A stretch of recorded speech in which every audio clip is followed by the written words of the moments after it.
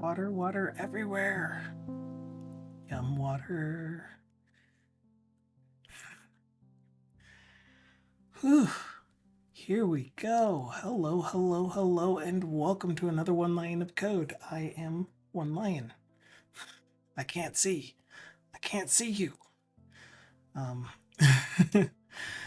And you are all amazing. Welcome into the stream. Today we are continuing on with the streams that we started on Monday, which are a slice of my workday. So let's just catch our breath and hop right in. Get the Visual Studio window open. Oof.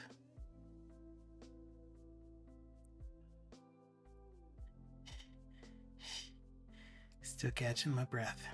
I ran upstairs to refill my water bottle because it was mostly empty, and I was too busy playing with the archery game, trying to test it out to see if it's going to tell us about bonus scores, or if I need to actually unregister the service and then re-register it, or what. What am I trying to do? I'm trying to do a big gamey shot. Shoot. At 30. Yeah. 20. Pew. Oh my gosh, that's so close. 24. Too hard. 21.2. Oh, come on. Come on. Oh. One more try. One of these arched shots needs to work. Shoot. Oh my gosh, look at how small the target is. It's like the Three Bears in Goldilocks. Too soft, too hard, just right. Hello, Juan Van. Happy Wednesday to you. This one looks like a 40-20. Yes! I stole that from you, Bikini. Hello, Master Rat. And that one was too hard. Still too hard. But anyway. Sorry to hear about your missed shot. It's never easy. You're not even telling me the score anymore. I think I broke the score output. Hello, TBD Gamer. Fantastic stream this morning, as always. TBD Gamer. Here's a shout out for TBD Gamer, who is a fantastic .NET developer working on an application called Liquid Sky. It's a project management and planning application that is similar in concept to Jira or Azure DevOps, but is going to be more organized, is what I'm going to call it. So product owner, project manager, they're all concerned with the stuff that they should be concerned with. And I need to close this again. And developers get to see the things that they are concerned with themselves. You got a 77 out of 100. But did it tell you? It didn't tell you your bonus score. Man, I need to look at that again.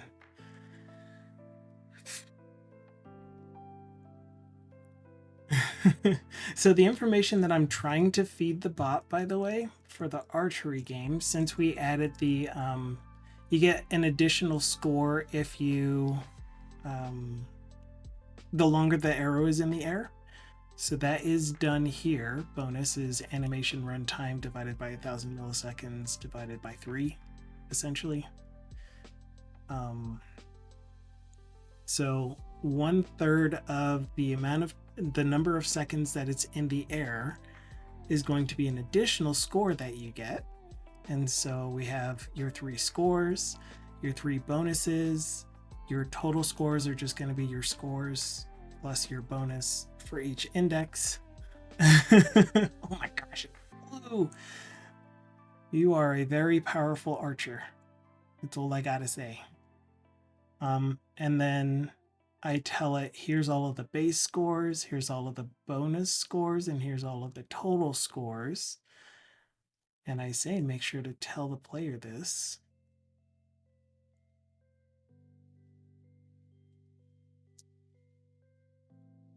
And then I have the LLM generate a response based off of this information.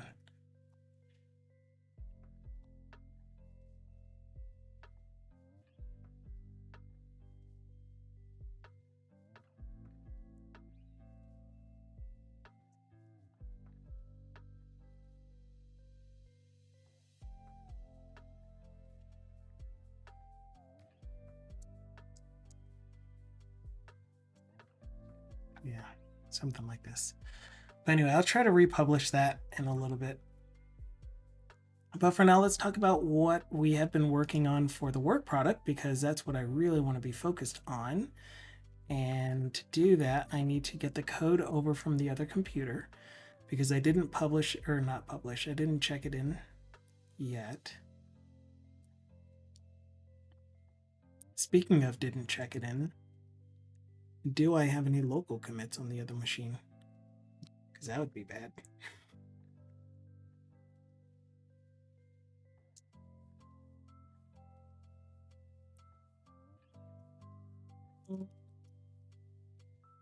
Repos, C, repos, army get. Need those two open, and I need Thyrovius. It would be nice to be able to like reference the files themselves. Like if I had the actual code files on a shared drive that I could use on any computer that I'm on the network, that would be cool. But when I try just like opening the solution from the other computer's folder, one, it's a longer path because it's the computer name followed by the drive letter followed by all of that stuff. I could shorten the path by creating a network share, but then it's also like you aren't the owner of this Git repository, which is weird because I'm signed in using the same Git credentials. Lab data import service. Oh, whoops.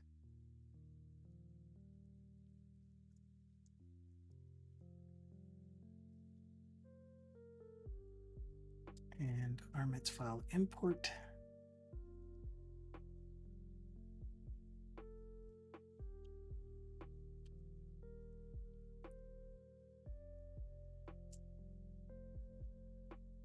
I've analyzed the game data, and it sounds like you caught quite a whiff on your shot, way over the target. That's a shame. It's okay though, everyone misses sometimes, and you'll get another chance later. Just remember, take a deep breath and focus on finding the sweet spot. I think it actually thinks you're manually shooting the arrow.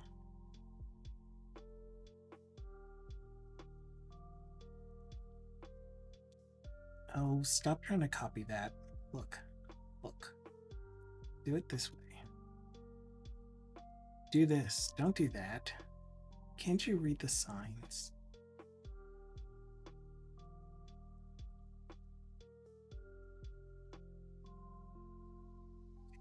Copy. There it goes. That's better. Hello, Max. How are you doing? If you weren't aware, it's Wednesday. And hello, best bot, non-bot, bot ever in the world. Hello, Dicksoft.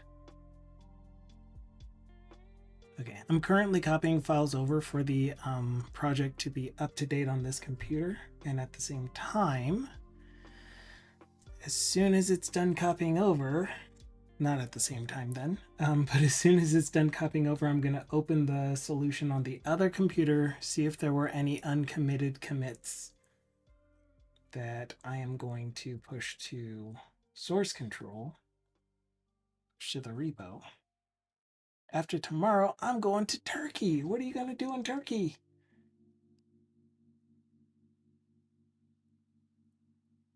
No uncommitted local changes. Good. Or unpushed, I should say. Local changes. You're going to eat kebab and chill at the beach. Awesome. I hope you enjoy your time. I hope it's the best visit trip thing ever.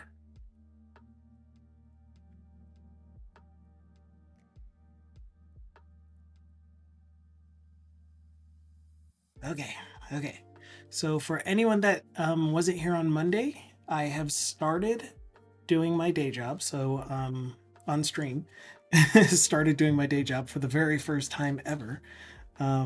Started doing my day job on stream, and the thing that we're currently working on is this utility. Yes, yay. Is this utility for being able to import files, Excel, and right now just CSVs, but I could extend it to do TSVs and any delimited file. Words. And so the reason I need this application, this utility, this tool, this whatever you want to call it, is because the place that I work at, they're going to be receiving or have already been receiving Excel files and CSVs from laboratories that do analyses on soil and water that are sent to them, and they give us those results back as these CSVs or XLSXs, and we need to be able to import them into our system, but we don't know what the structure of those files is going to be, what the columns look like. At least, I mean, we do for one of the labs, but it's possible that we'll be adding other labs in the future. So we're going to want a way to map those columns to specific outputs. Goodness.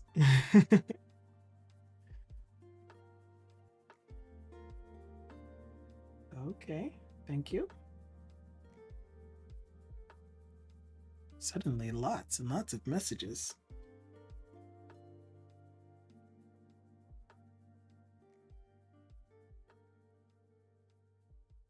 You're like, oh, he's streaming. Let's do all of the notifications all at once. Anyway, moving on. So here's what we have so far. On Monday, I went through the process of showing the class diagram that I put together on Lucid Charts. And then Peter, aka Live Coding, was like, I hope you know about the class diagram functionality in Visual Studio. And I did, and I've tried it before, but it didn't have quite the output that I was trying to see. And then it did. And then I was like, wait, I can actually look at the lines going between inheritance classes at least. I am here and my ears are burning.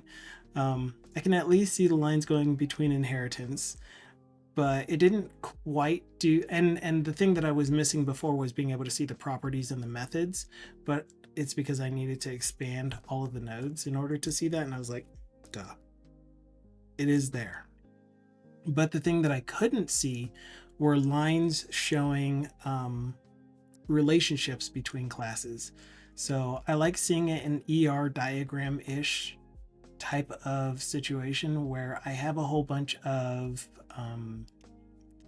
let's say that I have, for example, an imported record field descriptor that has a list of output targets. So then I would want to see an arrow going from imported record field descriptor to output target that shows multiplicity of one imported record field descriptor has 0 or more output target. And so that's what I was able to do in Lucid Chart.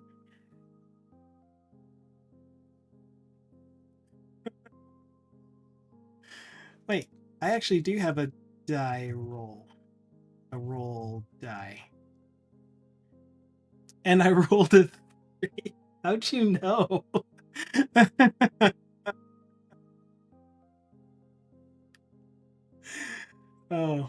I do want to make it to where you can choose like the number of sides, but right now it's only a D6.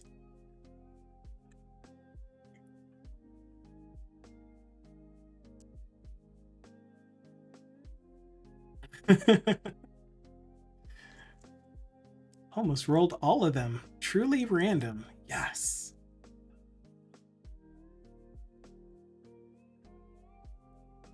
Yeah, it would be cool. It would be cool. And actually, you know what? Man, I need to do my job.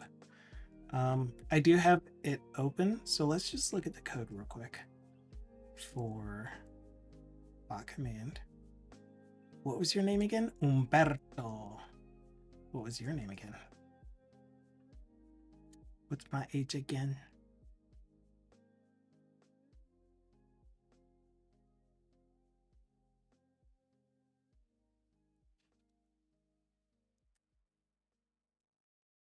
Roll die. Peter said to Napalm, oh, first of all, hi Napalm, from me to you. Peter says to Napalm, I will want to pick yours and everyone else's brains about Aspire as I learn more. You're on notice. And Napalm is like, sounds painful. Actually, you won't feel it if he's messing with only your brain. You'll be fine. You will be absolutely fine.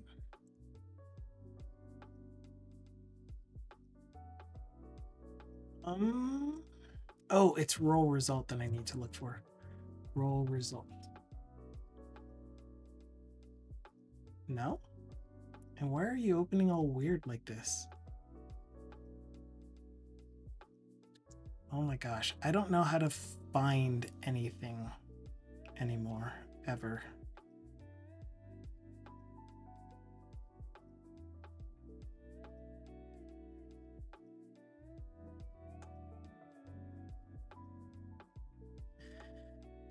Okay, where are my bot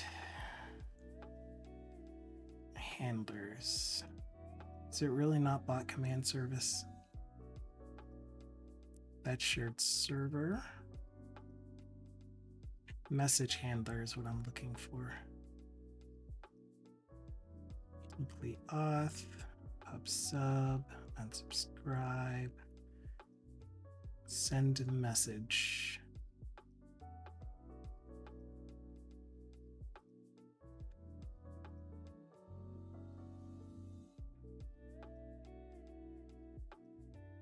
Good grief. I don't know where anything is.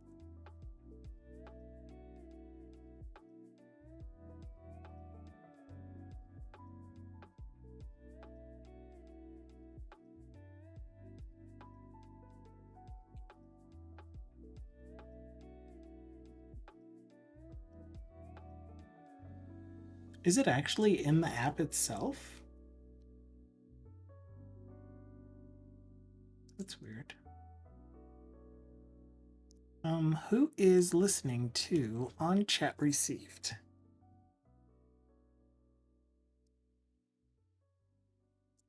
What is this?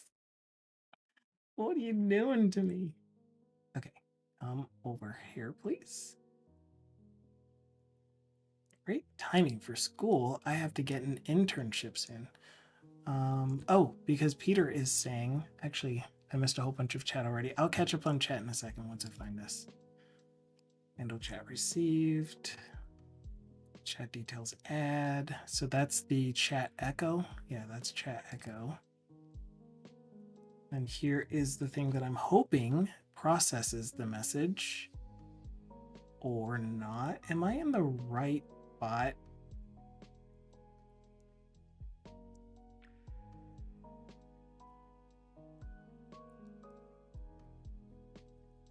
We're even. Message.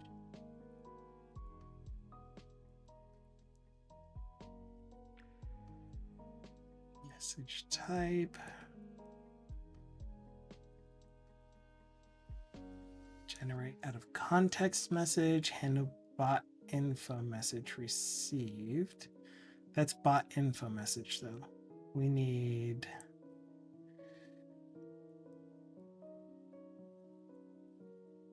This is so weird.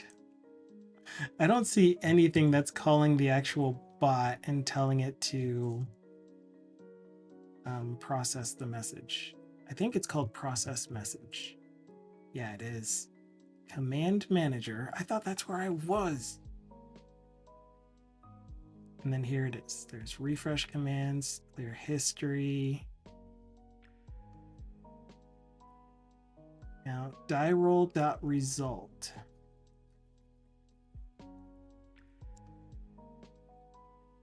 Okay, so this is where we would check to see if there was any extra text.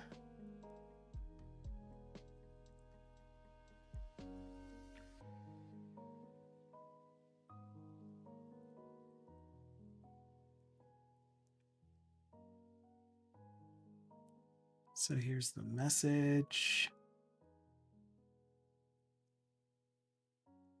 Check if the message has any extra entries. Additional args, or I guess message args. Command args, I don't know. Split on space. Then if message args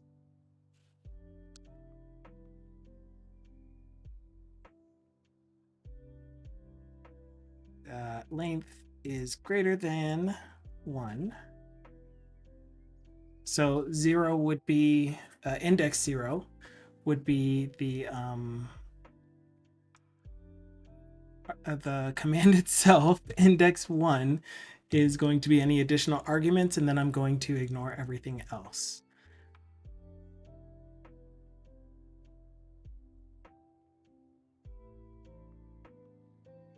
First arg, I guess.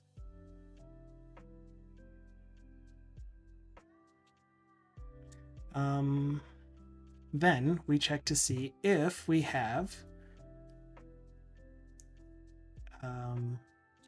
a parsable number. So the way that I'm actually going to do the parsable number is regex, and I am going to extract the numbers listed in args.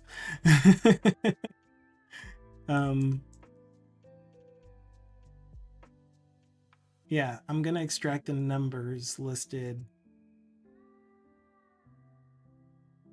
Regex match. Man, I'm doing a terrible job of explaining what I'm doing because I'm thinking about work. First arg value. So we're extracting all numerical values and hopefully getting back the first one. Then we're going to try to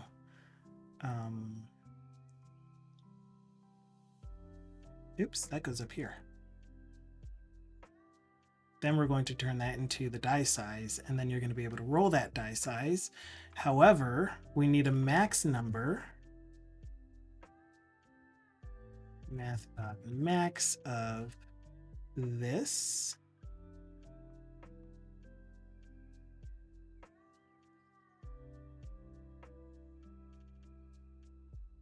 Well, I guess this kind of makes it to where you can put the max int value, and it'll roll you a number between that and max int.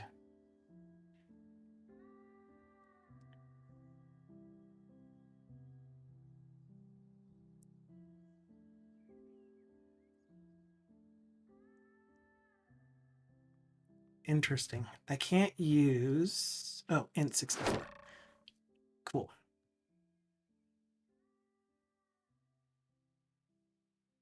Perfect. Okay, so this will make it to where you can only put max of uint, which is a pretty big number, but that means that you're not going to be able to put any negative numbers. And then it'll roll the die. Otherwise, if you don't put what size die you want, then it'll default to 6-sided.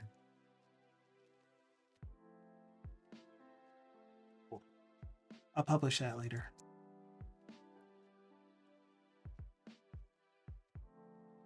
It's over 9,000. It's a lot. Okay, now catching up with chat, but as mentioned on Monday, I will be spending the majority of the time doing work. You are definitely welcome to continue chatting, and I will most likely read all of your chat, but if it starts getting to the point where I feel like you're just trying to troll me, then I will ignore chat. Just because if I'm going to commit to doing my actual day job work, I'm going to be doing my day job work. Okay, so there were some conversation that started here after Napalm was like, sounds painful to Peter. Peter said to Napalm, first question, should I start with a new .NET 9 RC1? And the response is, I never start with anything with RCs, too much vulnerability. Me either, says Peter, but sometimes it fixes more than it breaks. Sometimes, and not only that, we're only a month away. Wait, we're 2 months away. No, we're only 1 month away from the .NET 9 release. So could we trust an RC at present? Maybe. Could we trust that not too much is going to change before the actual release? Maybe. Max says, have you guys ever felt scared that CS may not be the thing you want to study? I like it, but I ain't sure if I would like to do it for the rest of my life. I haven't really questioned that. As soon as I decided that I wanted to work in software development, because like if you get a degree in computer science, that doesn't mean you have to do all of the computer sciencey type things, which goes beyond just software development. There's a lot of theory, there is a lot of actual sciences involved. But if you just want to be a software developer for a job, let's say you're not super duper passionate about it, but you want to make money using your knowledge in software development, you can go that route with your degree. If you want to switch to a completely different thing that you want to do for a job, it is still likely that you will have the time to develop those skills because you have all of your foundational problem solving, dedication, or what's the word that I like to use? The endurance it takes to make it through a computer science degree. Gosh, I can't think of the word that I like using. One of the things that college taught me. Why is that?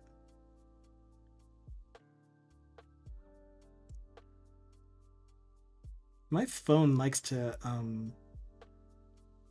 I want to say betray me. It likes to sabotage me. One, I'm not going to show my phone on screen because I was John. One thing that I would love for phones, and I'm only used to having Android phones, for Android phones to do is when you get an updated notification in your notification area, that it shows up at the bottom of your list of notifications. Because when I swipe down, it takes me 200 milliseconds to visually register what's on my screen. Then I want to tap on the thing, but while I'm in the process of tapping, a new notification shows up and I end up tapping on the new notification. Anyway. So in that one, that was a go live notification and I was starting to watch someone's Twitch stream on my phone, which was not my intent. Anyway, where are we? Never started anything with the RCs. Oh, I responded to Max, and Peter says, but try working at two things. Feel free to try working in another field, but try working at a job. I hated studying a lot, but love working a useful job. So I'm pretty much saying the same thing that Peter said a while ago. What, 15 minutes ago now? Great timing for school. I have to get an internship soon. Dukabot gave a shout out for Irish John Games. Thank you so much for that, Dukasoft. He is a game developer working on a game called Rise of Piracy, and There is a release date that will be announced sooner than you think. Is all the information that we have. And Automated Realms wrote BitGamey a note that says, "Dear BitGamey, your archery shot was spot on. Your arrow hit the target at a perfect distance from the center, scoring you a mighty 70 points. That's fantastic. Unfortunately, you have no more remaining tries, so your highest score achieved was 70." Yeah, it doesn't look like it's telling you about the bonus scores that you would have had, because I'm sure you would have gotten plenty of bonus. And then Peter's like, "You are the chosen one, BitGamey. Literally, Neo in the Matrix." Like, literally. And BitGamey's like, "I do what I can." Fuller Snabble is here. Hello, and that. Troll you. Yes. And I will have less tolerance for it. I'll still tell you, and I'll try to be polite about it and respectful to you, but, yeah. I will let you know. I'll just, like, you probably won't know what the limits are unless you test them, just because that's how you might be. But don't test them. Just choose not to. But I will do my best to tell you in a respectful way when you are getting close to the boundaries. Radio Patrick says, "There was definitely a time when I was in college and up for the nth day at 2 a.m. wondering if this was really what I wanted to do with my life. But that sort of doubt is healthy and makes you take a good look at where you get your happiness and fulfillment from within programming." True. I love that. Big shout out for Radio Patrick. I just heard of what you are actually doing on your streams. I haven't caught one yet. But Radio Patrick is working on a radio station website thing, and definitely correct me if I got this wrong. But they're working in the front end part of it currently, hooking up the front end stuff to the back end services, and it sounds like a lot of good fun. I'm definitely going to check out your streams the next time you are streaming, provided it's during a time when I am available to be watching streams. Digsoft says, "I've got most notifications turned off on my phone. I hate them." Yeah, I would too, except that work. So right now it's during my workday, and I want my phone to let me know if there's an actual client trying to get a hold of me. And then there was the shout out for Rise of Piracy on Steam and Microprose. Cool.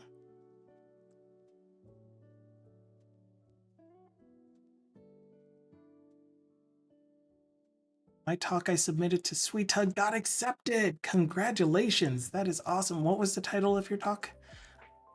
You probably told us, but I don't remember. And while you're telling us, I will get back to the actual code that we're working on. So I'll call that a quick break.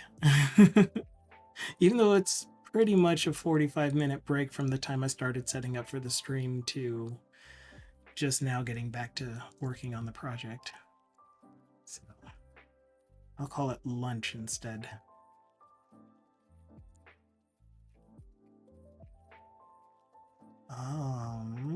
Apparently I was in the middle of writing code to a transformation result. No, apply transformations. I see. I know what I was intending to do here. Throw new not implemented exception. So at the top of the stream, I was talking about what we did on Monday, which was drawing out the class diagram, which I have since changed, which is one of the annoying things about, having design documents when you're making this kind of hybrid approach of I'm developing at the same time, or I'm designing at the same time as developing, and you should probably do all of one up front. But I changed, what did I change? I added to my output target, I have it in my design documents, a list of value operation base. Let me talk through this part first.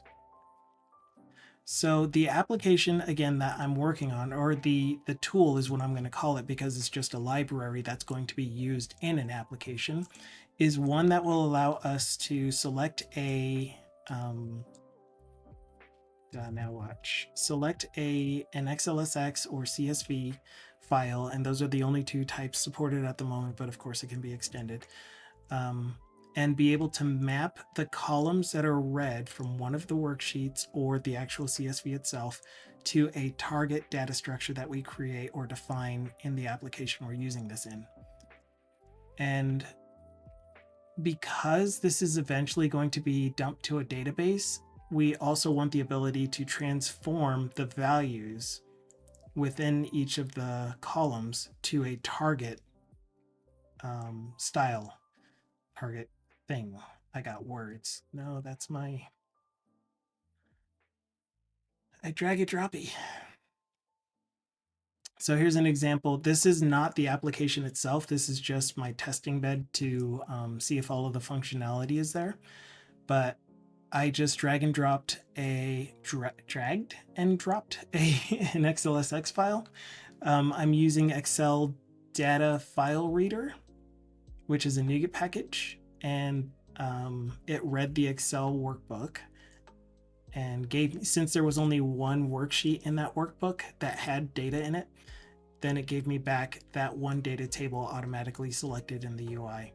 And now it's showing me all of the data that was returned from that. And so one of the things that needs to happen with this data is that it gets transformed into the database record chem_rec. And so in the application, I'm specifying I want to map whatever you read from the imported file to that chemrec C# object. And so these are the properties. Yes, I know they're malformed or not following naming conventions, but we'll get to that in a future stream. And so one of the things that happens is this lab sample ID column gets mapped to the field sample number. Nope. I keep thinking it's field sample number, and it's something like lab analysis number. But in order for it to output to the lab analysis number, we need to extract part of the text. Not the whole thing gets copied into the lab analysis number. So what I'm providing in this UI is the ability to say, from this field, either copy the values over while transforming them. So below this are the transform rules. Map the values, and then the way that you're going to map is first transform and then look up in a lookup table what it should be. So let's say we were looking at this, and for whatever reason we knew that this last number was going to be used in a lookup table to give us back the value that's supposed to be dumped into this field, into this column in the database. So we would do a what did I call it? A regex match. No, in this case, actually, it would be a substring. So a substring operation that says, give me back only the last character. Or a regex match on numeric chunks and give me back the third extracted numeric chunk. And then look up that value and then turn that into whatever it is we're going to output. And so there's going to be this series of transformations that are going to be applied to the value in the sequence that the user specifies. So that's where this list of value operation base comes from. The different mapping rules are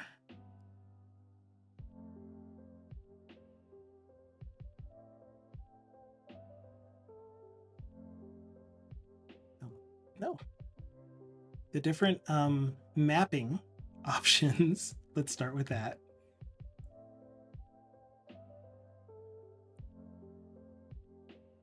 Are ignore, don't map from source to target, split, which again is, oh wait,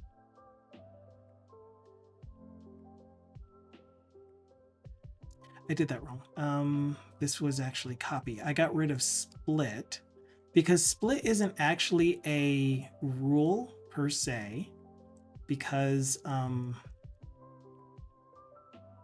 Splitting is just specifying multiple output targets.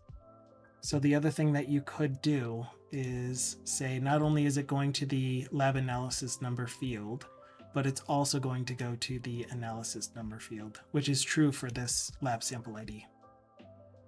Radio Patrick, sorry for not reading that earlier, explained, yeah, I'm running an internet radio station and doing a C# backend wrapper to expand a whole bunch of extra REST API. Yeah, expand. I read that right.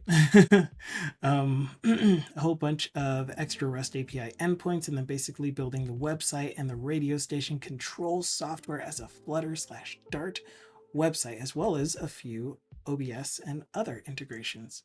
So yeah, you were talking about having an SVG dial, I think, that you were trying to animate. And for some reason in OBS, it wasn't actually animating for you, or it wasn't honoring your style attribute. Did you get that figured out by chance?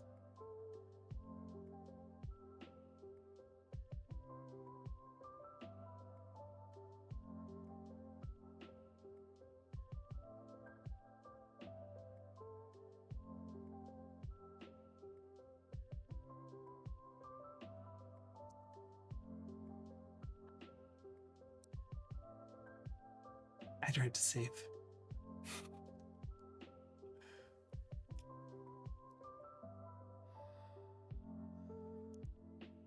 Here we go. Oh, this does go with map. Okay, so the different types of column mapping rules are ignore, which again, that just means don't copy from the source to the target. Copy, which means just take the value, do whatever transforms you're going to do with them, and then output that to the target column. Map, which is take the source value, do some transform on it, then look it up in a mapping table that says, if you see this value, give me back this other value after doing all the transforms. And finally, calculate, which is, again, do whatever value transformations. Maybe you're extracting only the numeric portion and leaving off any text, but this is essentially intended to be done on numeric fields where you divide it by 1,000, let's say, to go from micrograms to picograms or something. And Radio Patrick says, yeah, exactly, I did figure it out. It turns out document.getElementBy.style.rotate is not the same as style transform equals rotate. Right, because transform would be the selector there. So style.transform, despite causing the same result. Interesting. Turns out style.rotate is a relatively new standard, and the OBS internal browser doesn't seem to support it, so I converted to style.transform. Yeah, I see. That makes perfect sense.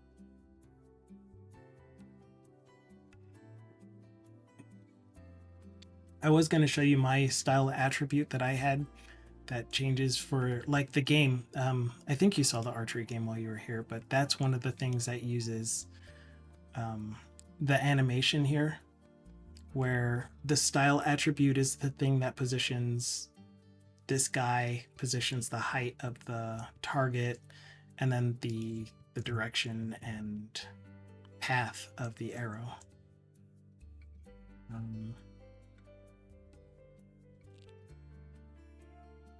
Oh gosh, that went right through it.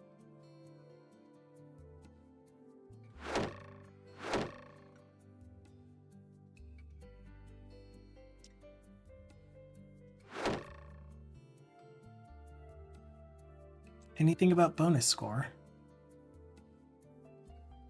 My maximum score was 92. I had 3 successful shots, totaling a score of 16. So, how does that even work? Yeah, I need to fix that. You only had 3 successful shots. Get good.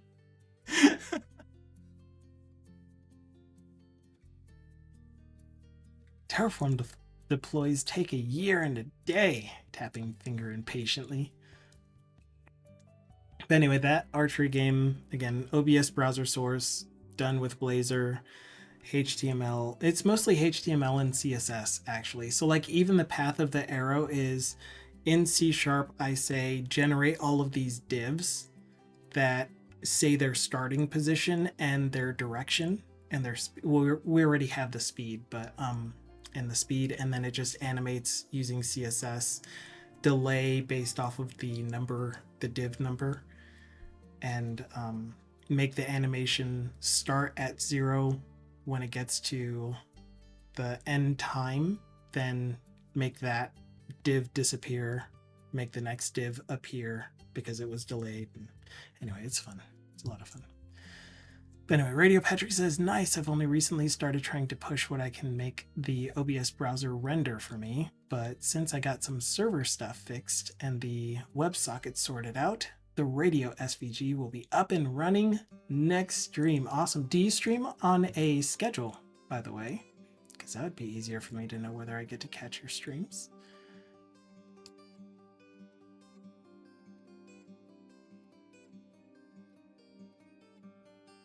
Ooh, I like this time. This is a little late for me. But this looks like you game during this time, and then you do app development in the evenings on Tuesdays.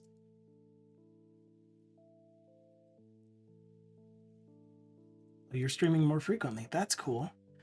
Yeah, my view availability time, the time that I'm most available to watch streams, is between 7:30 and 3:30 my time.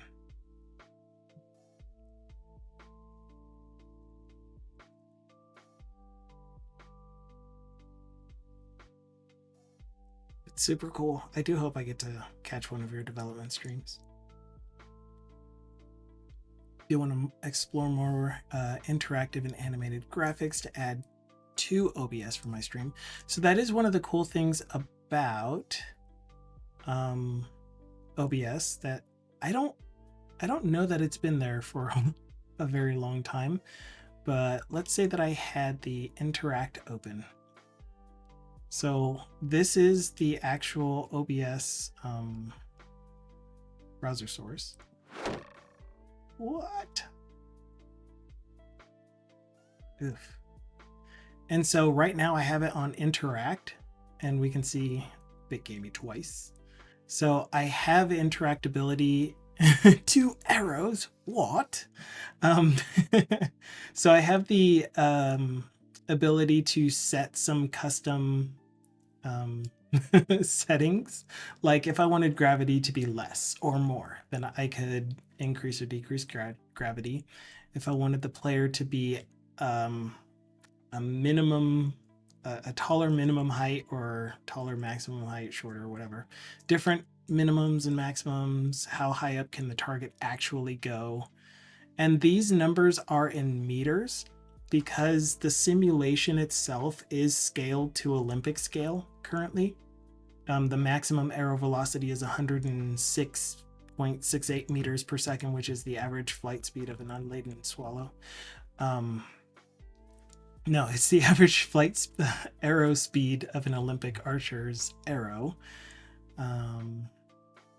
Total number of attempts. I could even increase that in here. I didn't realize that I did that.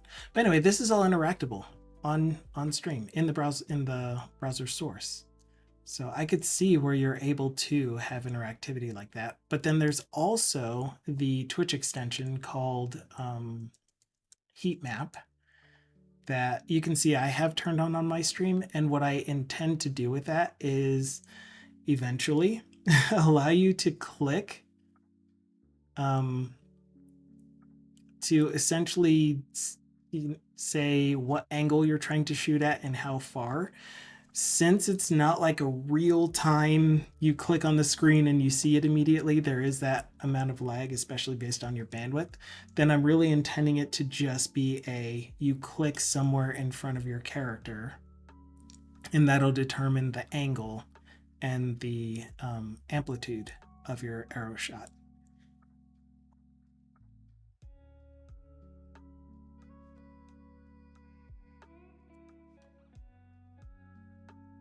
I just need to first figure out how to actually get information from heat map.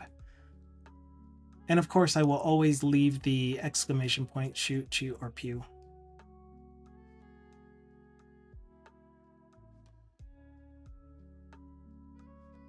All right, get rid of studio mode.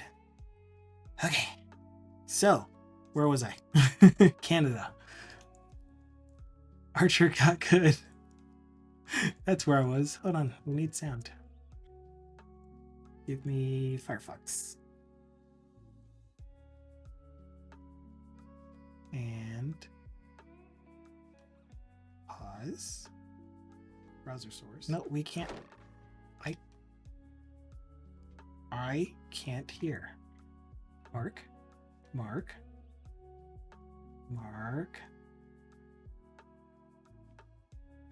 Here it is. Quiet down just a little bit, Mark. Thanks. But I can't. I want to hear it.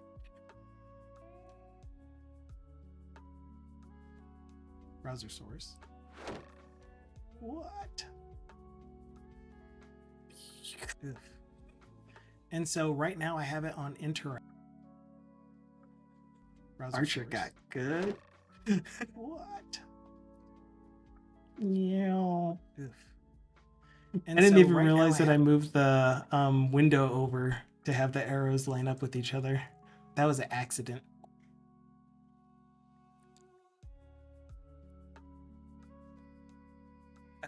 Turn my headphones back down. Turn Mark back up. Nice shooting. Happy accident. Bob Lyon. I mean, Ross. So, here's where I was stuck on Monday. I had my mapping rules, which is what am I going to do to the values from this column to this target property. Then I have these, it all starts with an imported lab data file, which gives us a list of imported record field descriptors.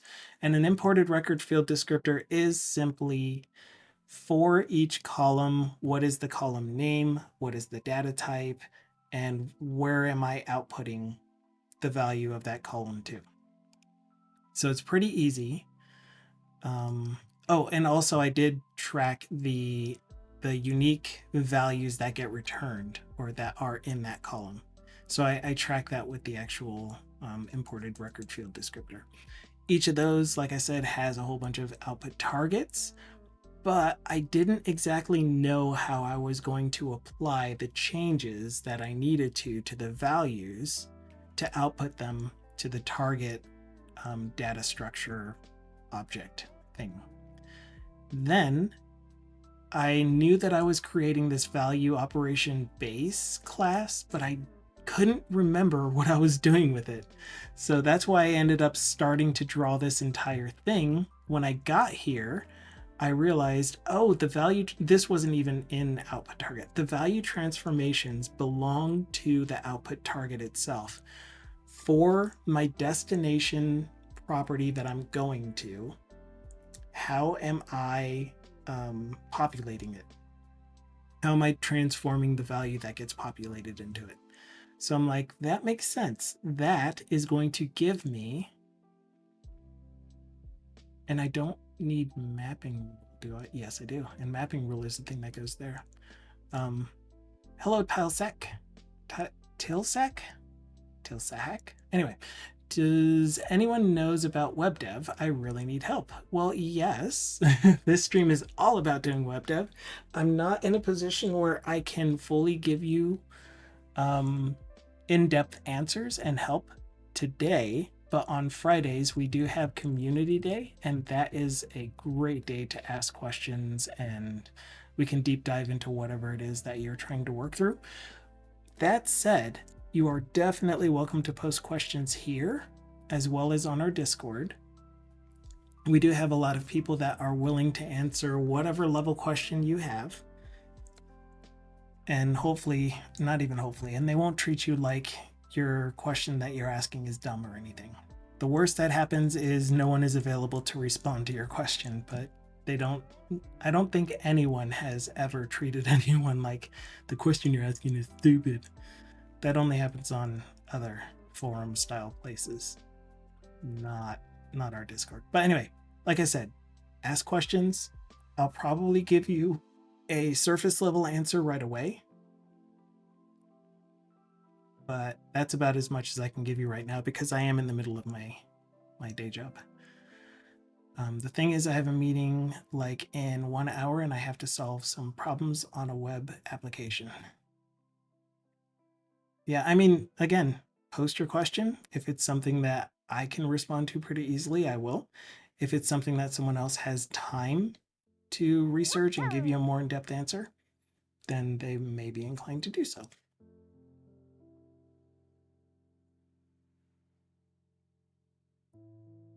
Okay, moving on to where we currently are. Our output targets now have a list of value operations to apply to those targets, and I couldn't think of what those value operations were at first, but as I was putting it together, I'm like, oh, we want to be able to interpolate things. We also want to be able to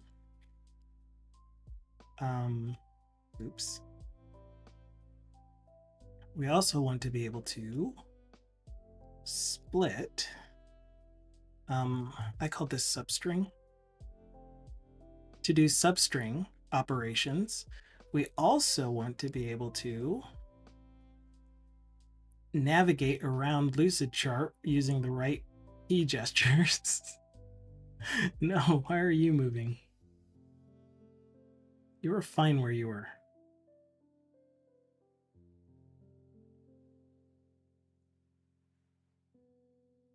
Okay, we also want to be able to do regex matches to extract text from it. So I think I called another one regex match. And so I'm starting to create all of these, and I'm like, you know what? I have a source generator so that the same way that I have our lookup lists for what you can do for mapping in an enum that gets generated based off of the actual mapping rules that inherit from rule base then I'll go ahead and write the source generator code for generating the enums for value transformations. And so now I have those in an enum in a similar fashion, along with the extensions for getting back their short names, their descriptions, the classes that they represent, and instantiating a new instance of that concrete class. So that's going to be a lot of fun. So Tausak says, I think it's simple. I have to check out a brand new web searching for errors. I don't know what that part means. I think it have some code that should be out of there, but I don't know too much. If anyone can help, I'll be so grateful. Again, we need more specifics. So when you say you have to check out a brand website, brand web searching for errors, we need more specifics on what that actually means. Like, you have a search engine and you're running into errors when trying to do a search. Yeah, just be verbose-ish. Put a little bit more detail than you think is necessary. That'll help us. That'll help us help you. Shout out for Thindle. So Thindle is another .NET developer. He works on modernizing legacy applications. He works in all .NET application types, from web forms and ASP Classic all the way up through Blazor, the latest and greatest technology, web technologies from Microsoft. So, and everything in between: MVC, ASP, .NET, Razor Pages. Thank you, thank you, thank you. Okay, so the thing that I spent this morning doing, as you can tell, is yesterday afternoon and this morning, is actually, no, yesterday afternoon, yesterday after the stream, I stopped my workday because that was actually 8 hours of a workday. And I did spend 30 more minutes, I guess, because I felt bad about getting distracted during the stream. So I'd like to avoid doing that in future. But I still want to talk with you guys. I still want to hear your comments and recommendations and stuff. I just may not act like it all the time.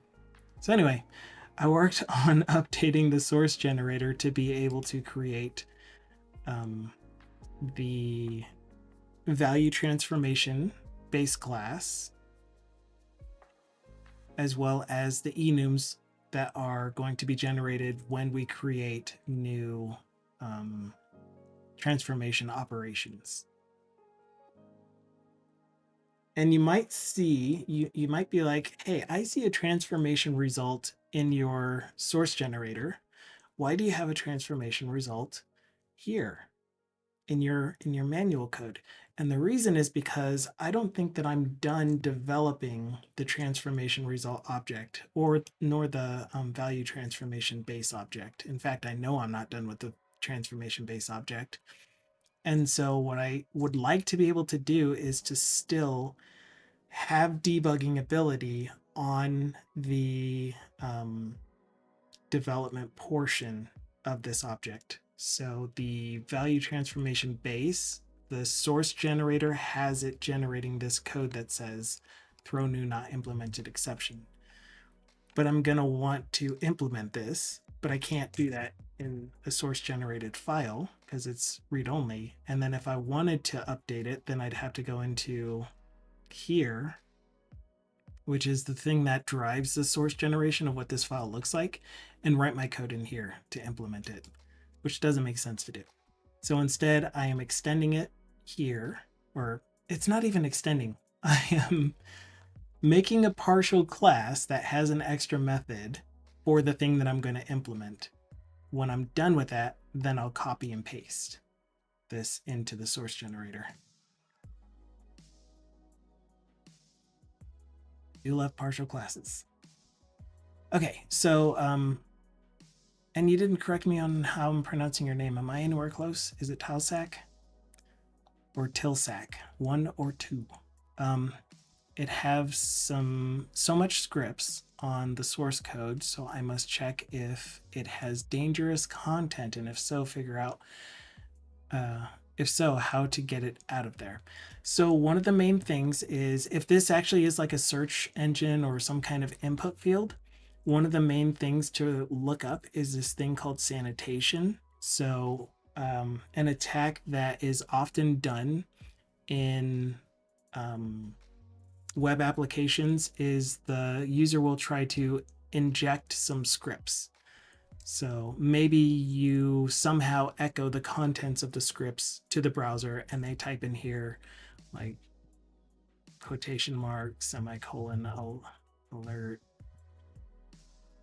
some valid JavaScript.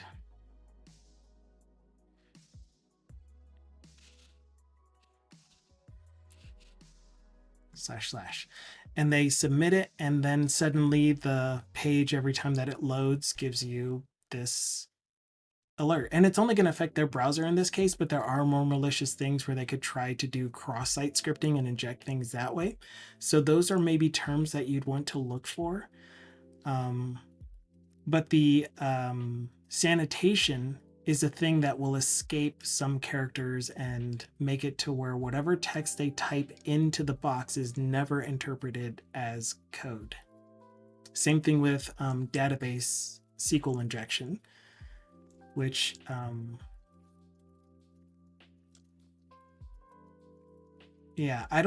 can never think of off the top of my head any SQL injection examples, but it's essentially ways to send extra instructions if the value you're typing in a text box goes to the database.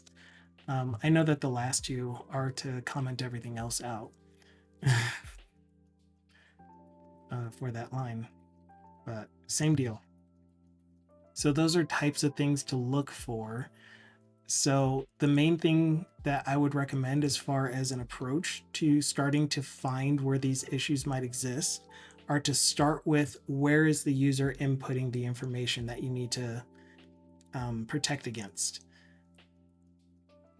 And then follow that through your JavaScript code if you're looking at JavaScript.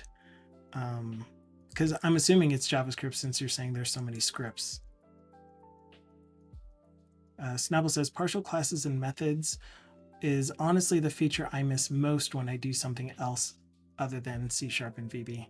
Yeah, it's super nice. I forgot about partial method. Is partial method really a thing?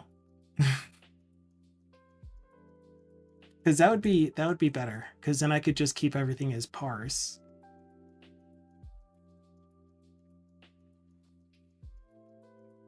Yeah, it sounds very useful.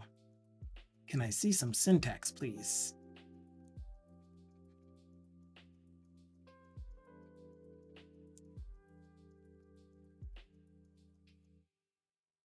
I like it. I like it a lot. All right, I'm doing that instead. Thank you, Snubble.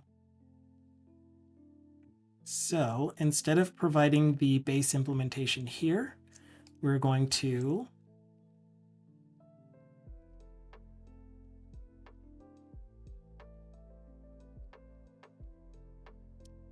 partial it. Oh, does it work with static methods? I hope so. We're going to find out. And then partial in my implementation. Let me stop this because the source generator tends to lock up the DLLs.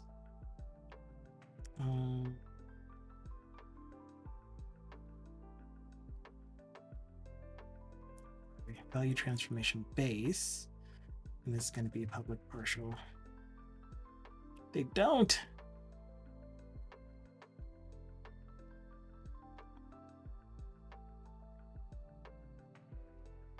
Or method property return type. This is good. Let's do parse. That means that this is incorrect because it needs to go here. Okay, so that should, even though we're not going to see it, that should, yeah, sometimes the order of your modifiers matters. Well, not sometimes, a lot of times.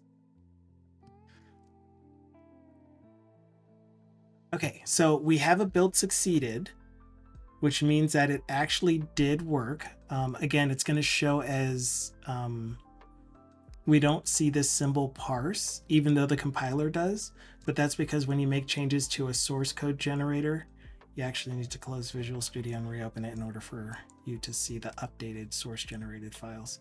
From then on, the source generated files will get updated and everything. It's just anytime you make a change to the generator, that's when it does weird.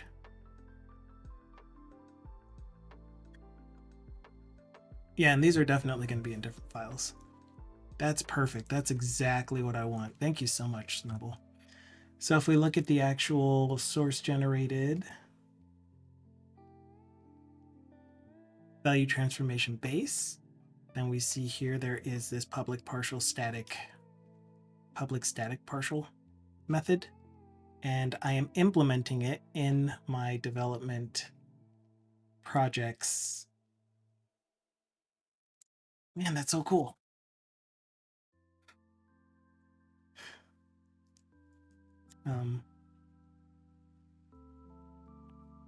Static is too strong for partials. It kind of looks like it's working.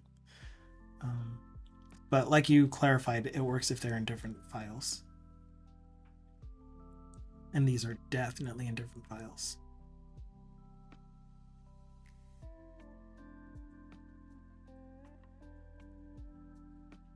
That's so cool. Man, I'm really happy about that. Okay, so were those our only 3 operation types?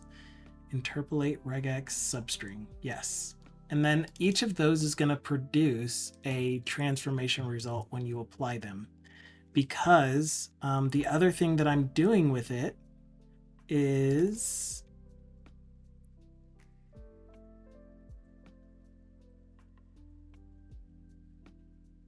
Oh, it's an interpolate. For every single one of these, the way that I'm choosing to implement it is for each of the operation types that I'm creating, I'm making a static method or an extension method on them that are going to be named whatever it is, so that you can just do this thing, and these are going to be transformation result. And for now, they're all just going to return the original value.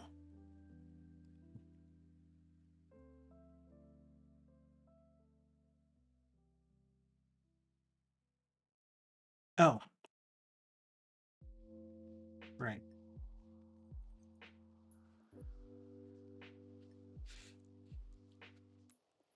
Input value result. And here, man, this is where it's going to be hard. I'm going to have a completely different return type on regex match than I do on anything else.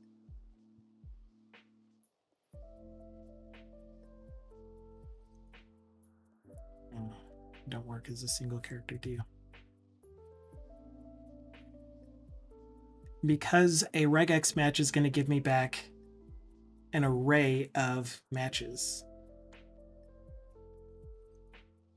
I always pronounce it regex. No, I used to pronounce it regex, but then I looked at it a little closer and I'm like, it stands for regular expression, so I leave it as a g sound.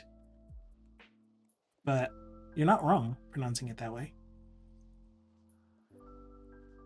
These are regex match operation extensions.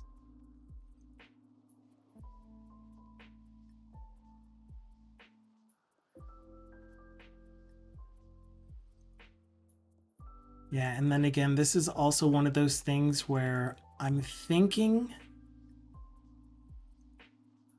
I want a override of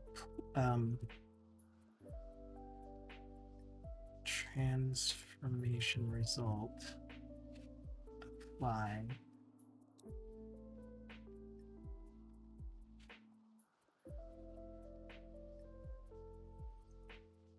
which means that my base class needs a transformation result. But we're going to go into this a little bit closer after I finish talking through this, so that I can make sure that I do have my bearings the way that I think I do. So we have all of these value operation changes. The way that they get added into the list of output target dot transformations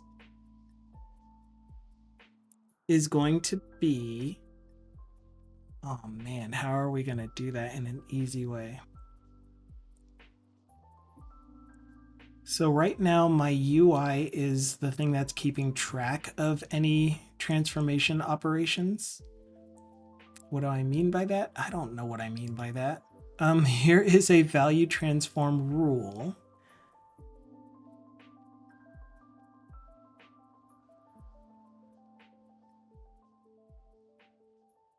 Here is my, oh, I don't even have one of those yet. So,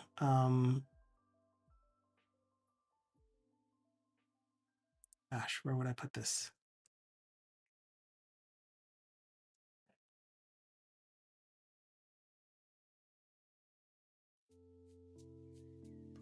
So this configuration here, yeah, that's how we'll do it, to catch my bearings.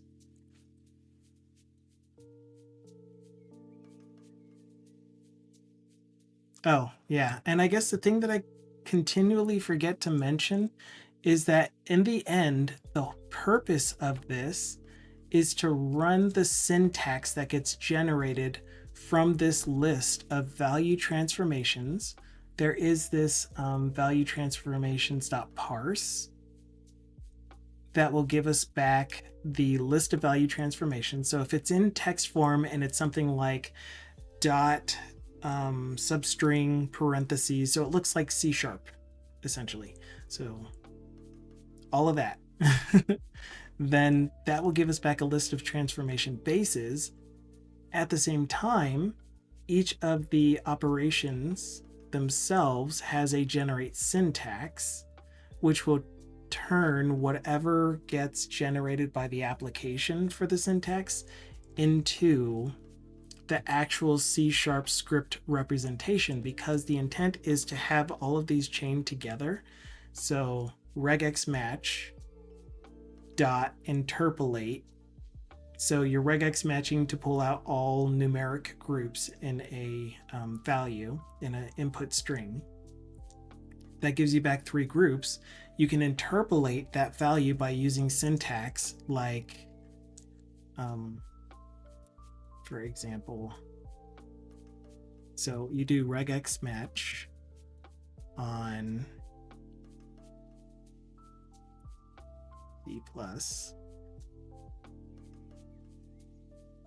dot interpolate, and the interpolation string that you want is something like the third group dash 21. So like reversing it, I guess. That's a good one. And actually this thing wouldn't exist. There'd be no dot at the beginning. And then you could do whatever else you want with this, like substring. And give me the last. Oh, how would I do that? If I wanted the last characters, I'd need, like, since we won't be able to do like something like store this in a variable, I mean, I guess we could use the same type of syntax.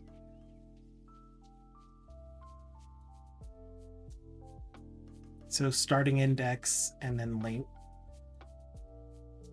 for example.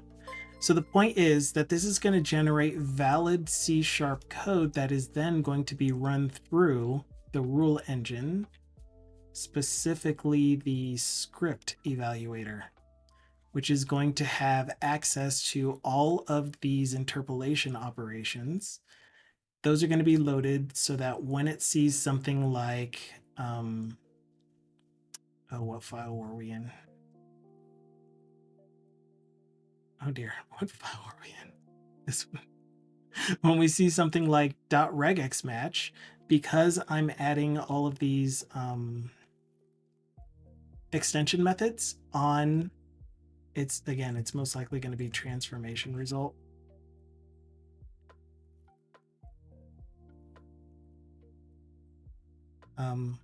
Then it's going to see that it's valid C#, run the script, and give me back the result.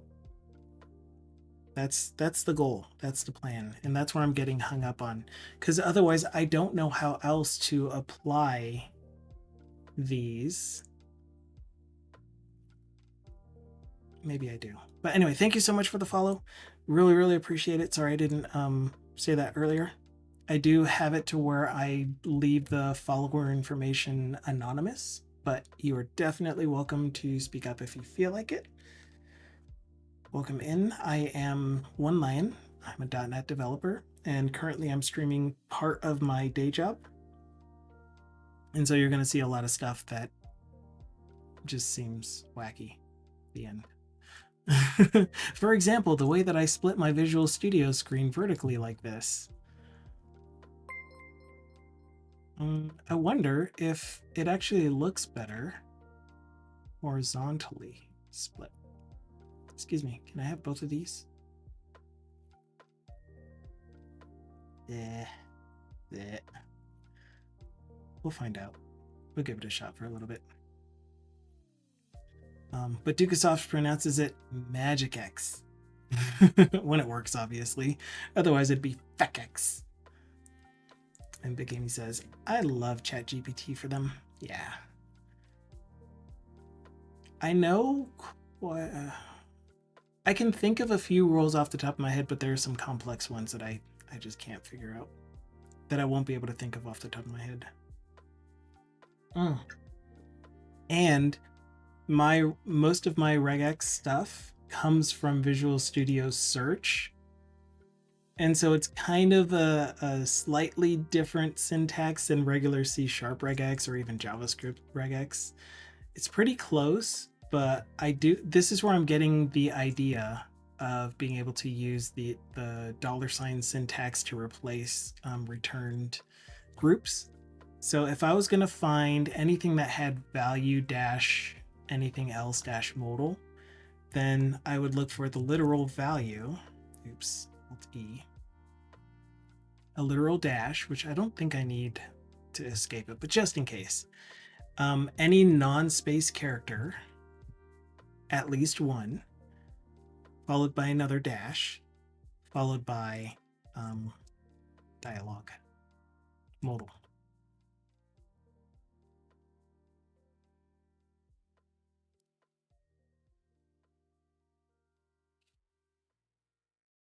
Oh, I put dot \+.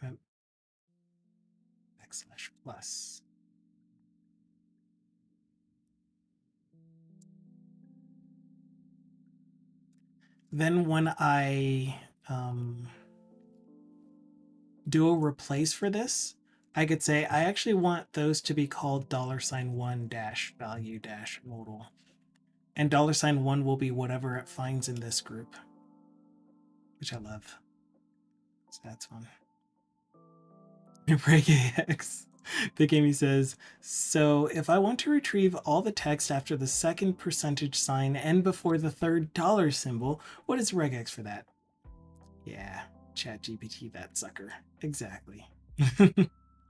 Like there are so many times when I've done massive class renaming or using statements and stuff that I needed to do across the entire project or an entire solution. And I would use regex for find and replace. And it's so helpful. So very helpful.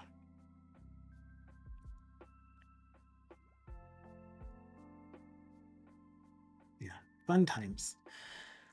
Okay. Yeah, and then all of them get their extension methods.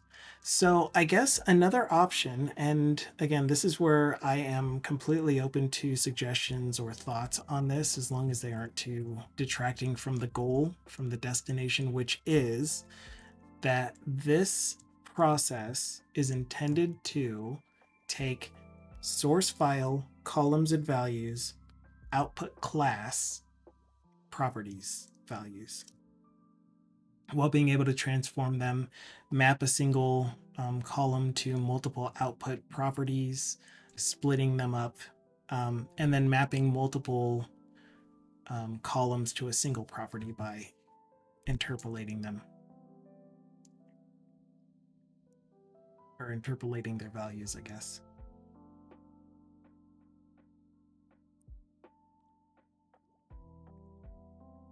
So, like I said, the way that I'm currently doing it is generating actual C# syntax, which is not implemented, as you can see, because I don't know if this is a good way to go yet, but generating C# syntax for the method.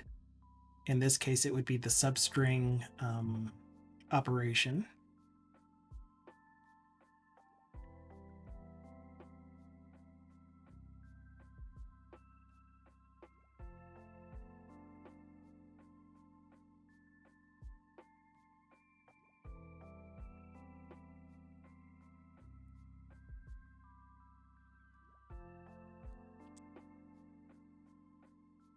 And then the substring here is just going to be a string that gets returned.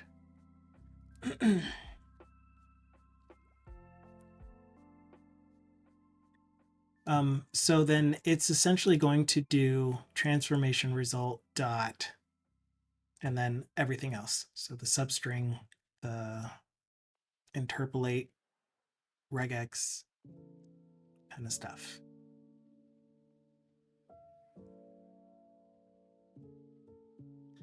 It's either that or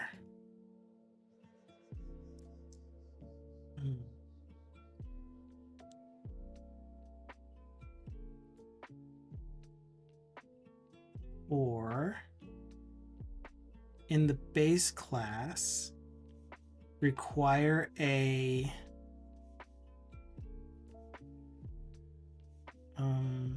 Public abstract transformation result apply.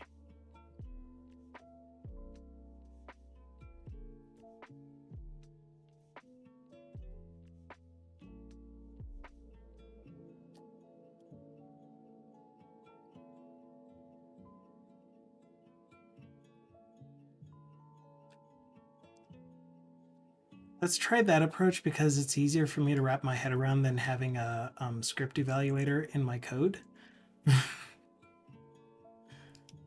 But again, recommendations, suggestions, comments, thoughts, all welcome.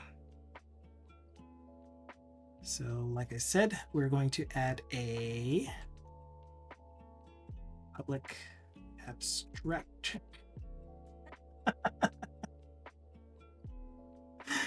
Oh, thank you.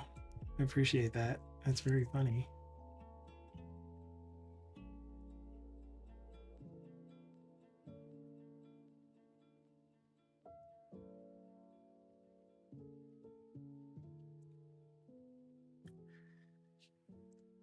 Okay, so the cool thing about transformation results is, come on, you can scroll. Oh, jeez, I broke it. I broke it. We don't need, oh gosh.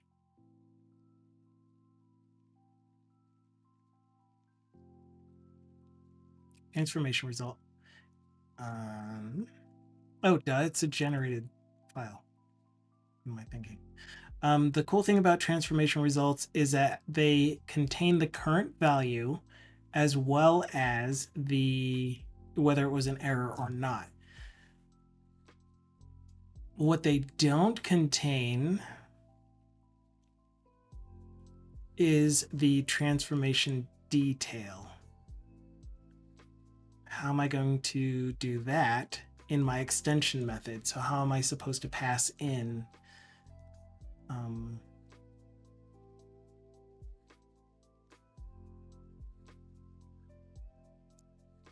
gosh. Yeah, how am I supposed to pass in the detail? And by detail, I mean how exactly do I want to apply this regex? Like in the case of regex, it's what is the string being used for the regex? In the case of interpolate, what is the string being used with the appropriate symbology, the $, curly brace, 1, 2, 3, whatever.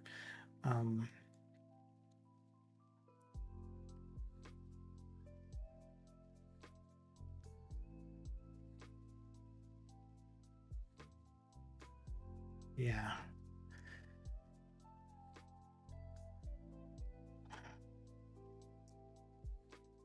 So this needs to be a string called operation detail.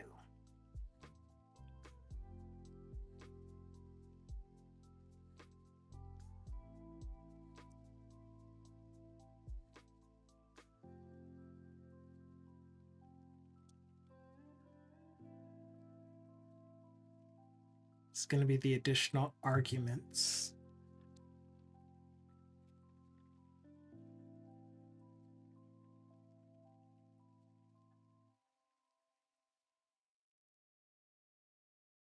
Oh, that's it.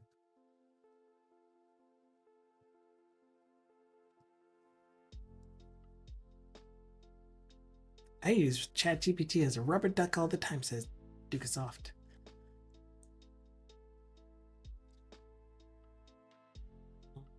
What do we think? What do we think? I think I like that. That should be the last thing that I need to add to this abstract class. So we're going to have it apply so we can actually see it.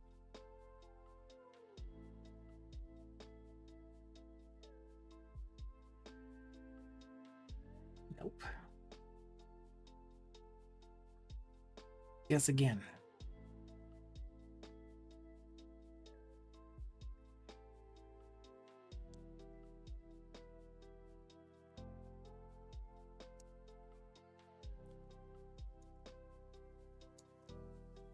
No.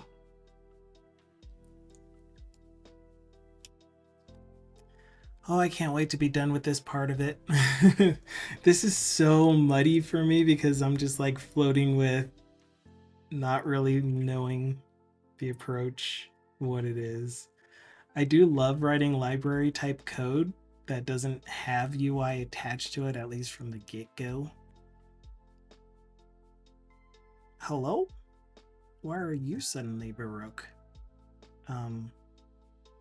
But this is eventually going in UI, so it's just going to be fun to figure out. Right, so then all of these now need to implement. Because I made them abstract. I meant to make them not abstract. They just don't need to be abstract at all. Dang it. Wait, they're not abstract. I added the apply method. That's the abstract thing that's not being implemented. Okay, so public override, which is going to get inherit doc.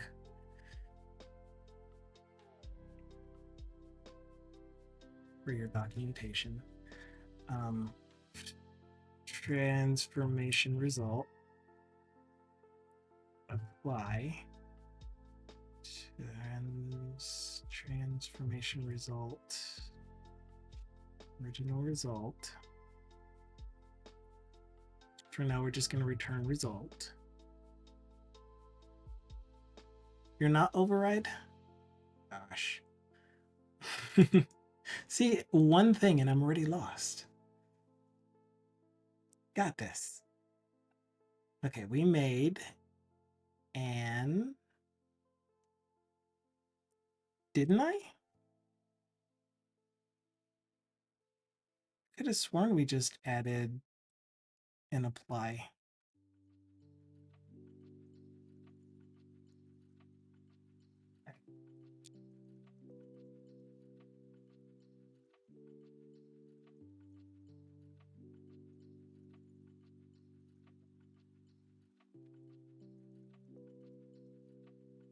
Where's all of my source generator code? I'm so blind. Okay, let's try this again. Value transformation rules.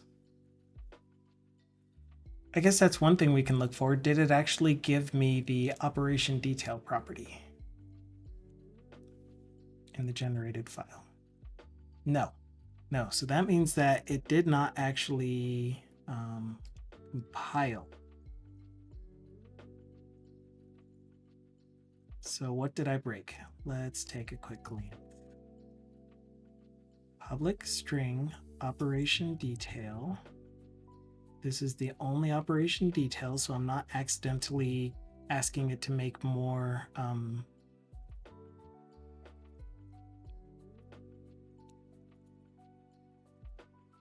right. I think I remember the deal about the operation detail. Operation detail is not a part of... No, it is. It is, though. I was going to say it's not a part of the base class because each of the rules, the operations themselves would be the thing that says, this is the syntax I need. I need it to be an object that I apply in a specific way. But that's mapping is what I was thinking of. So no, that's not the case. Anyway, you are well formed. You don't seem to have any errors. This was working before, and then the abstract transformation result apply transformation result. Is it transformation result? No, because transformation result is in the same namespace.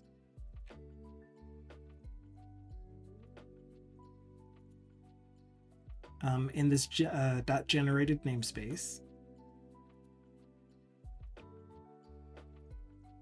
which means that it should have access to it in the generated file, since that one's in the same namespace. So what's going on? Why didn't you actually do any source generation? Oh, I guess here's something that I could show that would be interesting. Maybe. No guarantees. It's interesting to me. And that is if you ever do work with source generators, there is a way to debug your source generator. I ran into some issues, so I can tell you about some lessons learned with those issues.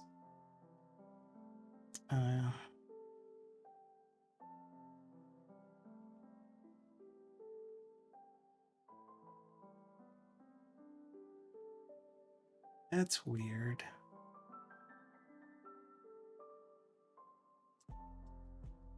It's almost like the generated code itself doesn't get the same framework stuff and CS proj stuff, which is weird. Let's go ahead and fix that real quick.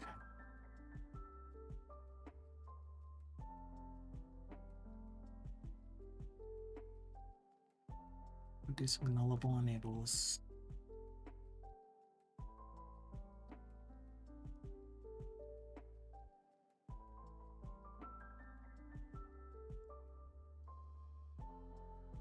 Okay, do the joke. I have a sauce generator in my kitchen. Is there a name Dukasoft?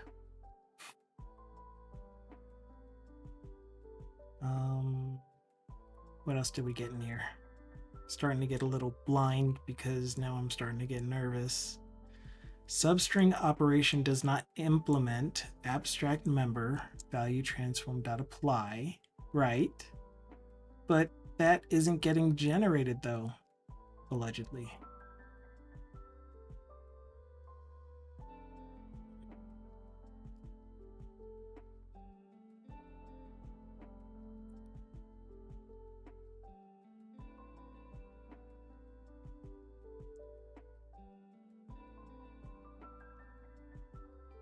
Okay, I'm gonna assume that it's because it's not actually seeing the correctly generated source, but it does exist because it didn't give us an error about interpolation operation or interpolate operation. So we are going to just add these and ignore the red squigglies for now. Try a build, see if it's successful. If it is, we'll restart Visual Studio and get the correctly generated code. It is not successful. Cannot implicitly convert to string.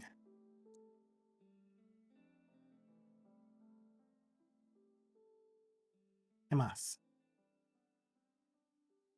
Dereference of a possible null. Oh, because value might be null. Okay. Fine. Oops, this one. Missing XML comment on publicly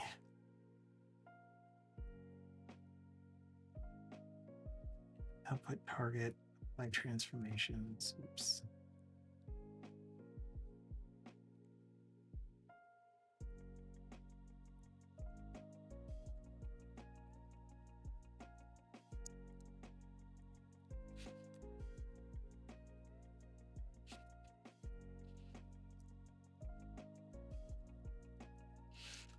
Okay, so let's just start with this. New transformation result.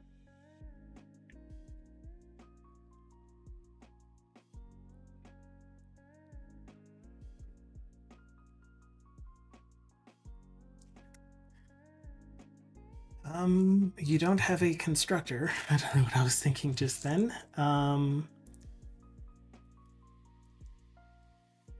Oh dear. Oh dear. Okay, I see why I hadn't started this one yet.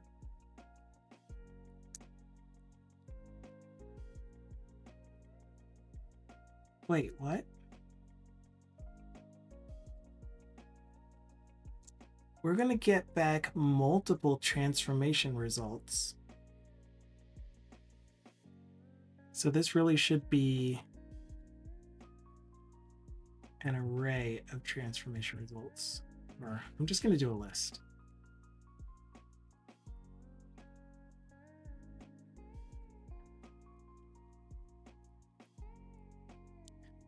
Oh gosh. Oh, that's gonna be fun. Yay. Stop it, brain. Slow down. Slow down. Slow down. It's okay. Okay, I'm pretty sure this is doing what I want it to do.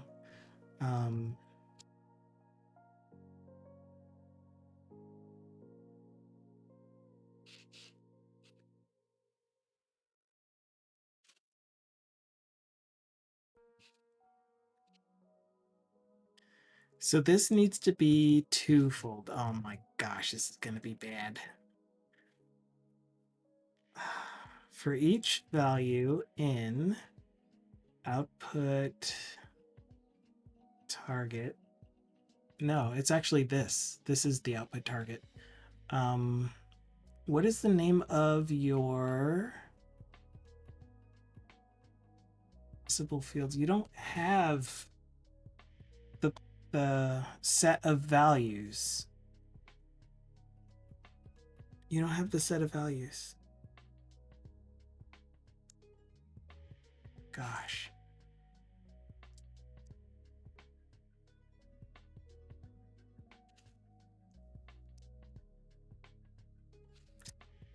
Dang it.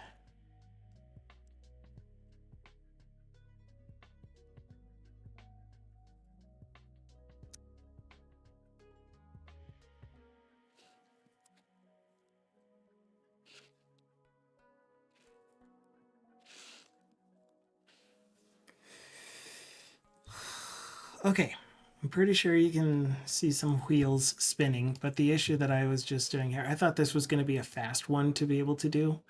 The issue that's going on is I don't have the set of values in the output target. I have the set of values in the imported record lab, whatever it's called, imported record field descriptors, imported file field descriptors, and whatever.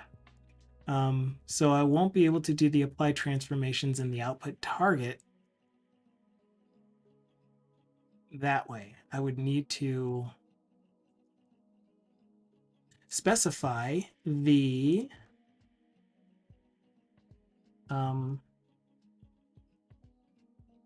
values to apply it to. That works. Thank you. Anybody looking for a washed up .NET developer? It's one of those days. I am.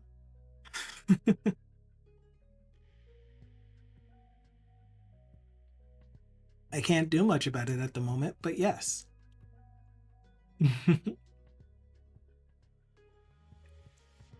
Okay, then we can write this code.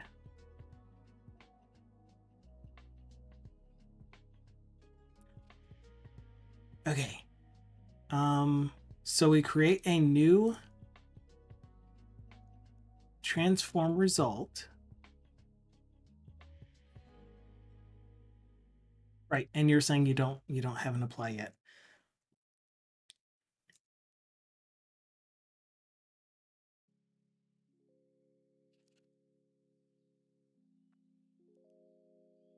Okay, we got this. If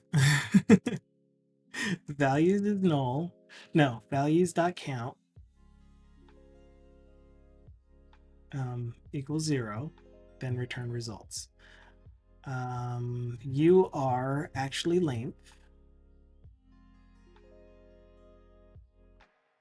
Oh man, does anyone know if values.length compares to 0 when values is null? I kind of want to find out.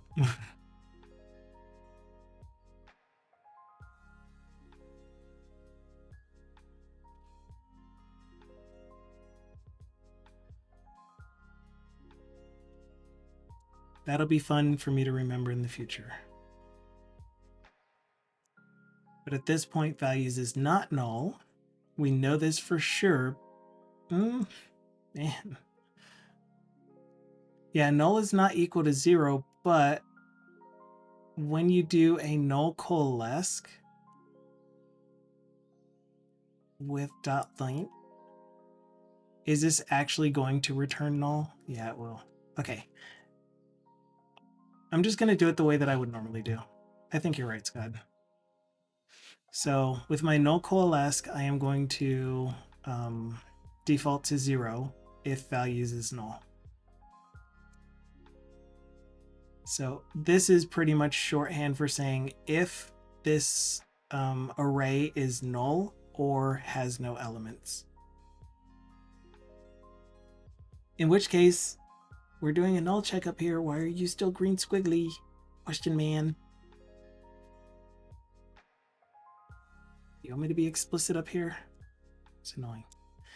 Moving on.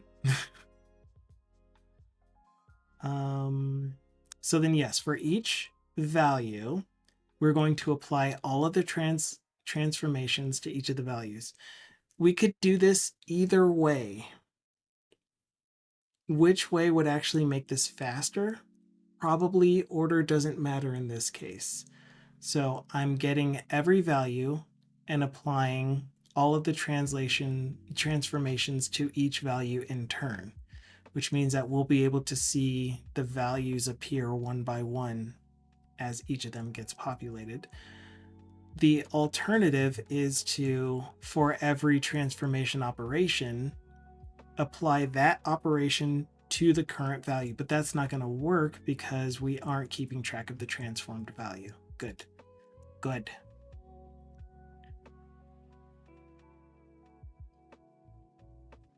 Which is still an issue.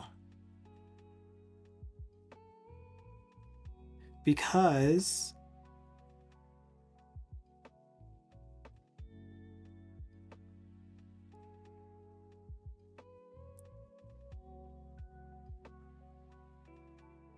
we aren't keeping track of the result every time. So we need to update the result every time. There we go. We're good. And then ultimately, we're going to add that result to the list of results. But the issue is that we're not keeping track of the original value. We're only keeping track of them positionally, which might not be a good idea. I mean, we are providing an array. We're outputting to a list which has order to it.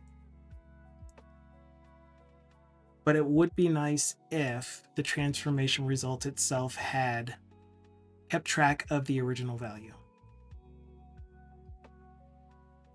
Yeah, I'm going to do that.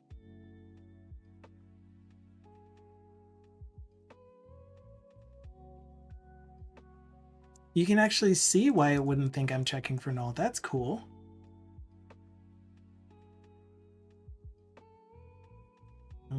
Value transformation base. Nope. Source generator.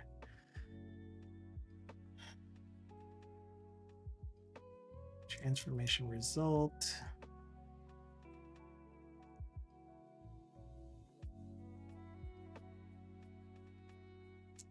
Oh, let me get rid of this. Oh, good grief. No. Here. Okay, so public partial record and public string. And here, like you can see one of the main issues. I am making the assumption that everything that we're operating on is a string. I will try that. That sounds cool. I'd be happy to try that. Original value.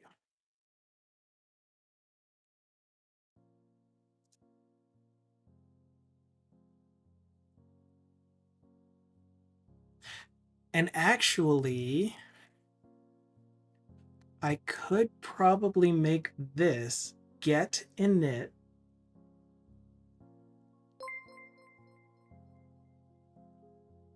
and thank you so much for the follow. I'm in the middle of a thought. Always use string for everything future-proof. Thank you, Keyroll. Welcome in. Hope you're having a great Wednesday.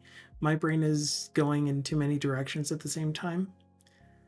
I'm going to leave it as get set for now, but what I was thinking is that since this is a record, every time that I do a transform, what I could do instead of trying to instantiate a new object is in the very end of the transformation logic itself. So let's say that I am doing the substring result. Then I'm going to do cur value equals result.value, do the transformation. Then I will do result with value equals new value. Or I guess I'm just going to do value here.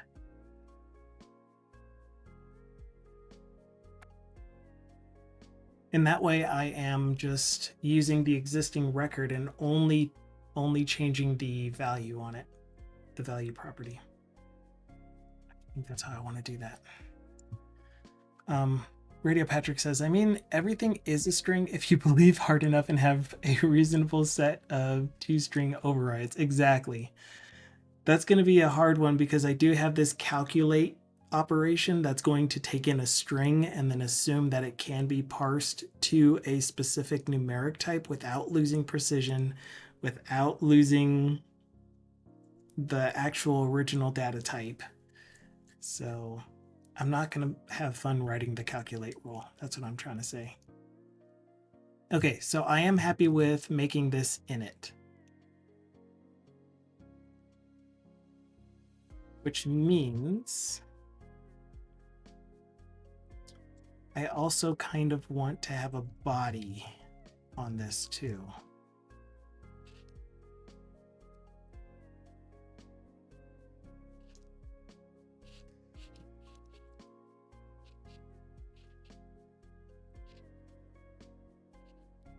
And that body is going to be a body of evidence. It's going to have a backing field of original value. I am looking forward to the potential of not having to create a backing field manually. That would be cool. If it's not already a thing, I haven't been keeping up. And then init is simply going to be, it's also going to set the current value. Oops. To value, the thing that's getting passed in, as well as original value.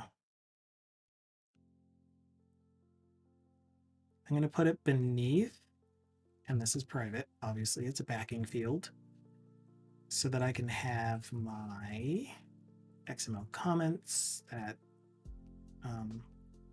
Copilot's going to write for me. The original value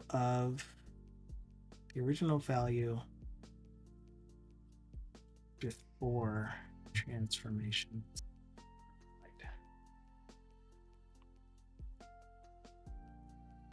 So when we set that, we're also setting the value property, the current value, as well as the backing field. Good, good. Okay, build. Oh, one more thing before I restart Visual Studio, which is that in my head, one of these has a thing. Here, you are going to be setting original value, which again doesn't look like it exists yet because the source generator hasn't created the new syntax yet, but everything built successfully, which means that when we restart Visual Studio, it should. Oh yeah, and please remind me, Scott, I'm kind of forget. I do want to try this syntax for if values is null or length is 0. You can make this prettier by wrapping your generation code with $$ line break. The issue is that I am using, oh wait, no, I can't. The reason that would work normally is because in .NET 8 we have the templated string. I don't know what those are called. That would be awesome. But if you remember, or if you knew, the source generator projects must be .NET Standard 2.0. I probably could just change it to use C#11 or 13 or something, and then do that. That'll be a good idea. I'm going to have to write that one down because I don't want to work on that at the moment, but it is a good idea.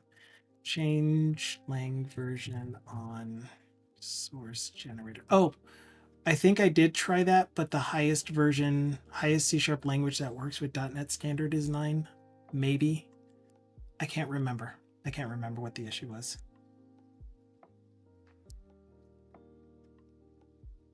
But we'll try it anyway. Epic backflip, please.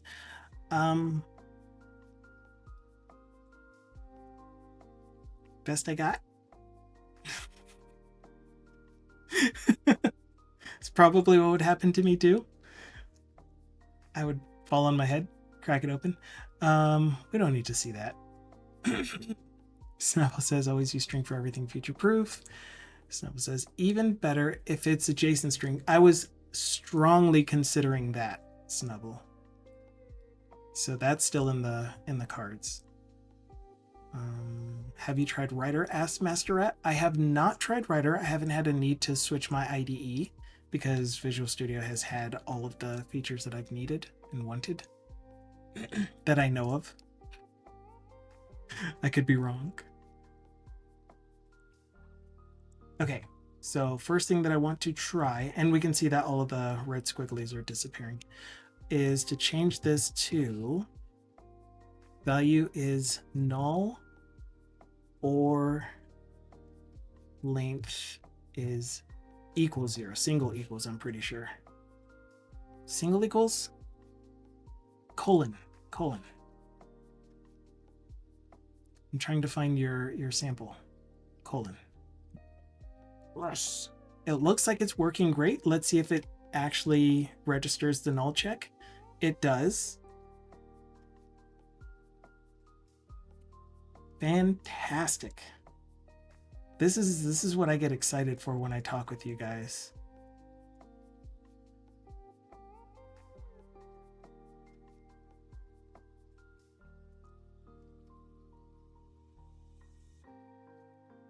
Showing me these amazing fun things. Yeah, so that is there, Dukasoft flipped me for you. That's a Siribot thing. Not talking to you, don't say anything. Not talking to you. That's a other bot thing, which is if you are a streamer, I can strongly recommend that bot. All you do is you go to this channel. Is it an underscore? It's an underscore. And you follow the instructions on the screen, you type !join, and it'll give you information about what you need to do to set up your stream in order to allow it to do mod to help you out on your stream. But the cool thing about Siribot is that it has a lot of verified, reputable methods and stuff behind it that will help moderate your stream against like the major things. The major bots that come in are like I don't know, I can't describe this. Just read the read the stream. But yeah, it's a good bot. It's a very good bot. Not as good as my bot. My bot is the best bot. Oops, I always forget the E on that. And I'm not even talking about automated ROMs. That's second best.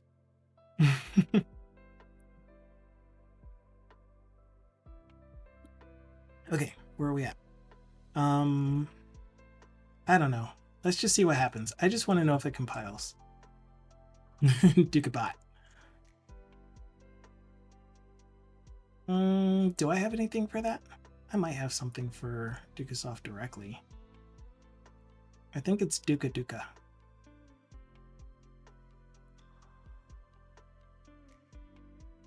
Nope, that's local DB. Hold on, let me get connected to Angie. I don't know why the connection disappeared. Nope.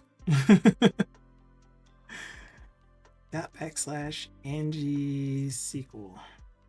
Angie SQL?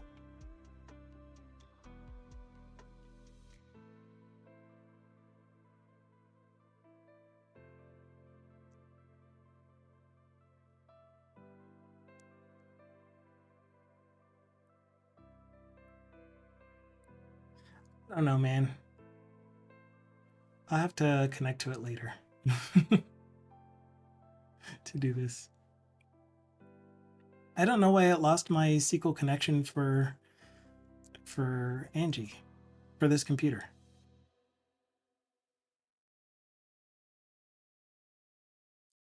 Probably because it's on a different port. Let me just try that real quick.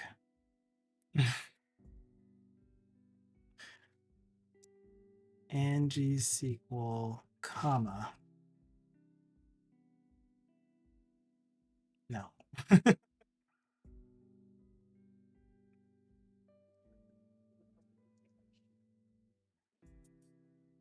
No. It's probably SQL login, something, some mess like that. Oh, you know what? What am I thinking? I have it in the UI. Duplicate. Do we have anything for Dukasoft? Nope. I don't have any special commands other than modlove.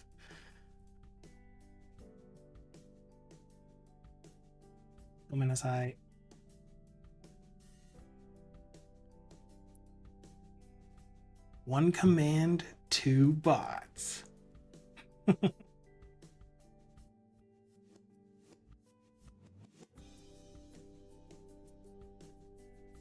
Uptime. I've been up for too long. I will quit in 30 minutes to an hour.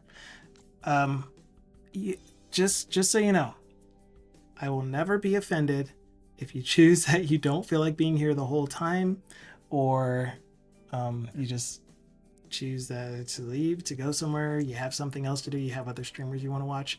I love having you here. Like you saw, I get a whole bunch of really good feedback from you guys, and I try it out if it's within reach to try out, and I at least write it down to try it out later, if I can't do it right away. But again, being so focused on my day job, it's kind of like, I don't want to disrespect your time, disrespect you, have you come in here thinking we're gonna spend hours on a question, which I used to do a lot of. But that's what Fridays are for. And I will probably stream more often, but once I get everyone used to feeling non-obligated to be here. I love your presence, I love you being here. Just don't want to make you feel obligated to. We were going to the source generator code to see if we can use the whatever the thing is called. Does anyone know what it's called when you use the 3 quotation marks?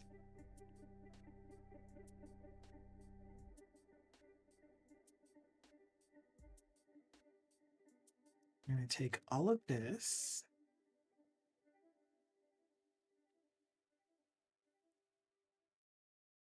Raw string literals. That sounds familiar. That sounds like it's right. Yeah.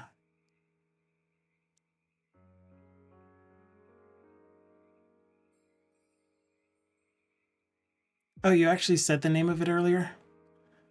Sorry.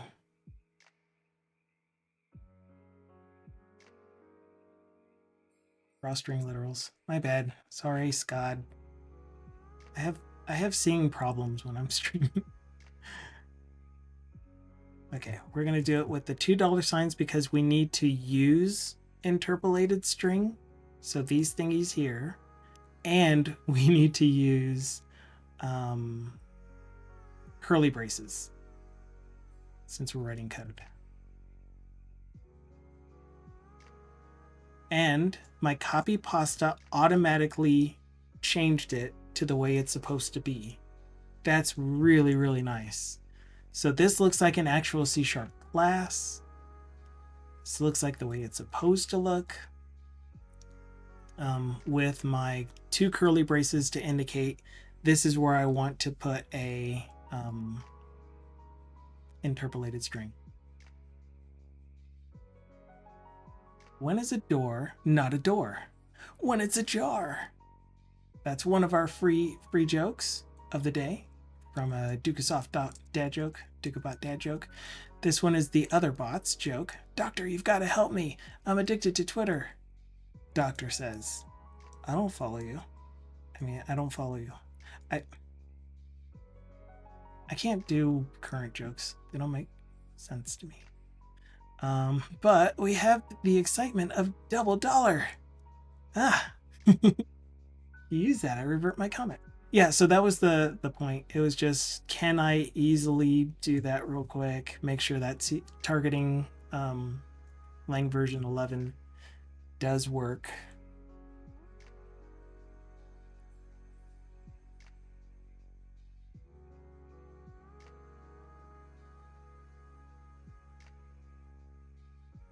And I broke something.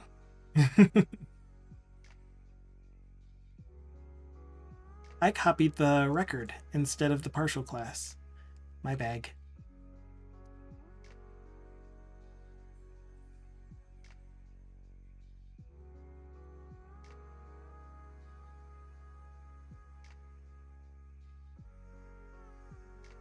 Why did you all paste commented out? Oh, because oh, somebody help me.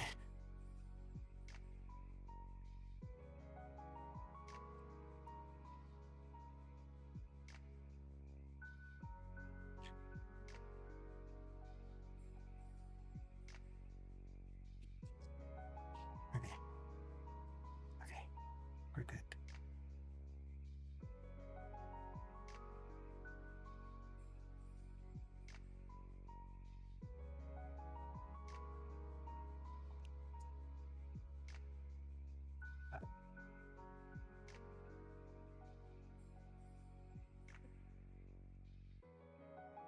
Still not gonna work.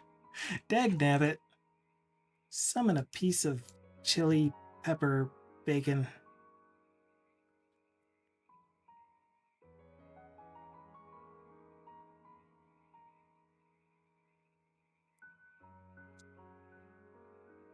This sounds like a remix of another song.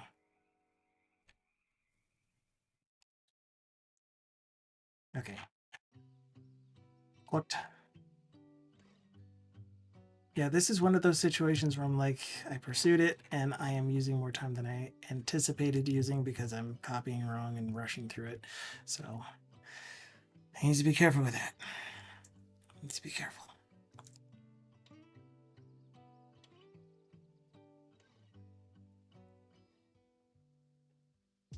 And why did you get an extra $sign? Oh my goodness. Hello, Xcoding. Happy Wednesday. Oh dear.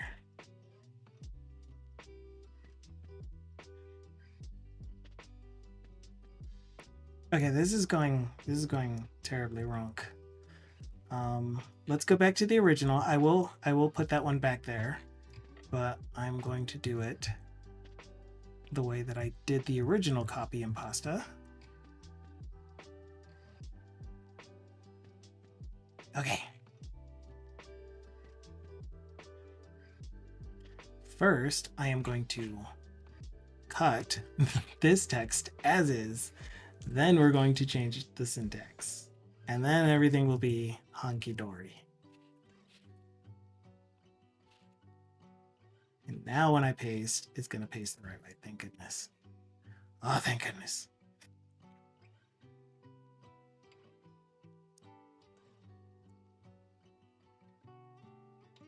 Same to you, he says. Shout out to Xcoding. Xcoding has been working on creating his own kernel with a shell, with an editor, with a whole bunch of other cool things using low-level code. Definitely check out his stream. It's good vibes there, good times. Love hanging out there when I can while you are streaming. Speaking of, where is Twitch? Wrong Xcode. Xcoding. Sorry about that, Xcoding. Thank you, Dukasoft. We'll get an actual shout out for you soon. I'm good at this.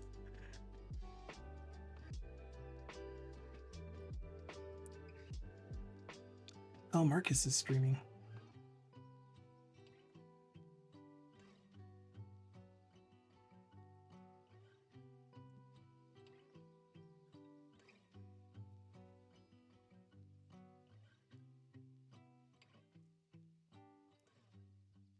Times. Okay.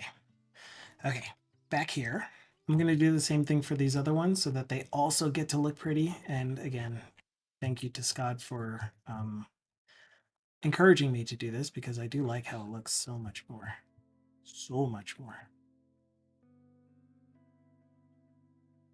One of these is actually going to need another dollar sign, I think.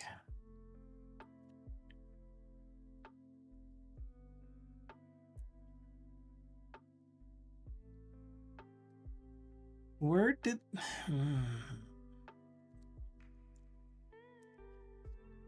Where is this extra dollar sign coming from? Dang it. Why you gotta be so mean?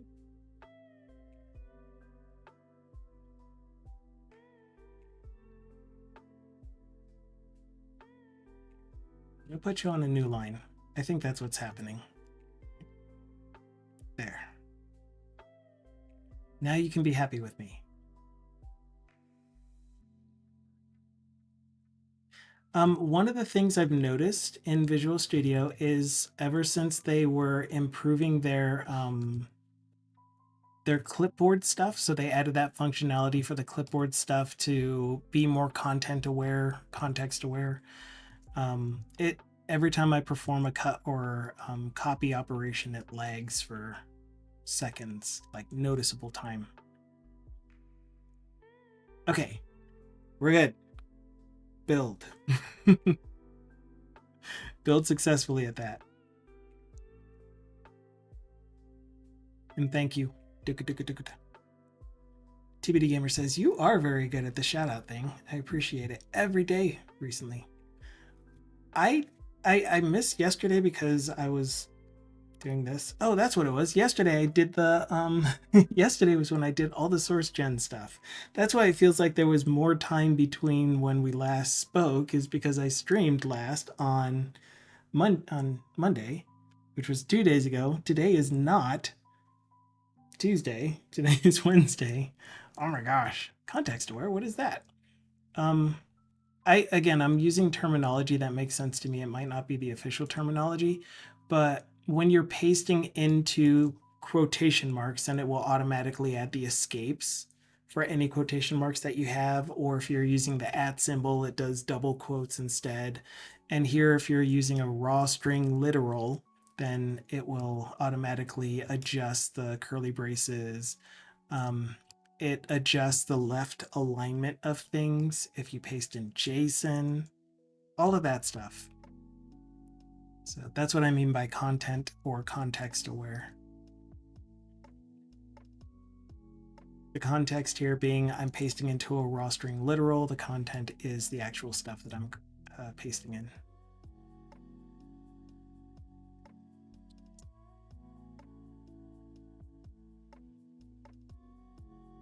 Okay, we built successfully. No errors, no more warnings. Everything has comments that's supposed to have comments. And yeah, one more close and reopen just in case I did make changes to the source generator and I need to see the files themselves. But we're going to continue from here, implementing the applies or hooking up the UI so we can see it build stuff. I don't know yet.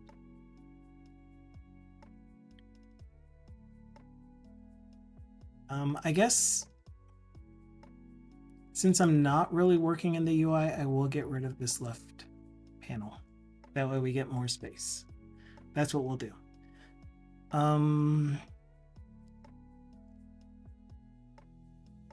Make sure I didn't break anything.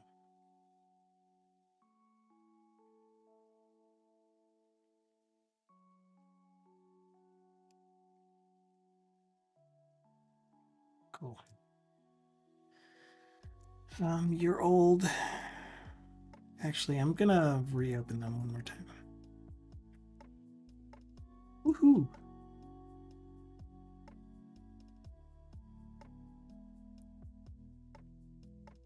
Okay, all right, we're good. So we are working in this value transformation base and the concrete classes that are inheriting from it. We need to write that code. We also need to write the parse for this, which I don't think I'm gonna need anymore. Yes, I will. No, I'm not. Yes, I won't. I will, because we need to save all of this stuff that we're doing in here with mapping the fields and everything like that. We need to save that as essentially a configuration or some kind of template that we're going to be able to reuse in the future based off of the file. So maybe I don't need it as a parse. Maybe I just save it to the database. And this is probably going to hurt some feelings. But whatever I turn this into, in the end, the template file itself is going to be saved to one column in the database as JSON for the definition of the template. Yeah, we'll see what happens when we get to that point. So where to go from here? We are going to go to none of these, not you. I kind of want to talk through those, but not at the moment. Field type, what are you? Oh, the very early approach to this, right? Okay, don't care. The utility itself is the thing that we're working in. We most likely won't be using the script evaluator anymore. The rule engine. Here we are. So this is going to be our entry point after we have chosen all of our options. So we're starting at this part where we've added a whole bunch of mapping rules. So output targets, as well as within those output targets, value transformations. And now we want to apply those transformations and get an output. And the way that we're going to do that is we're going to create an extension method that's going to give us back T, a list of T output,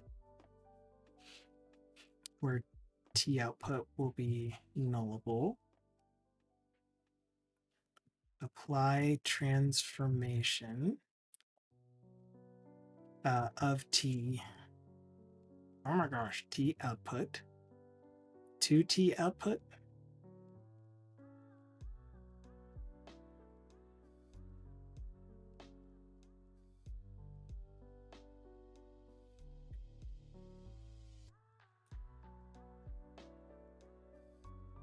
I think. And the thing that we're going to feed it is a list of imported record field descriptors.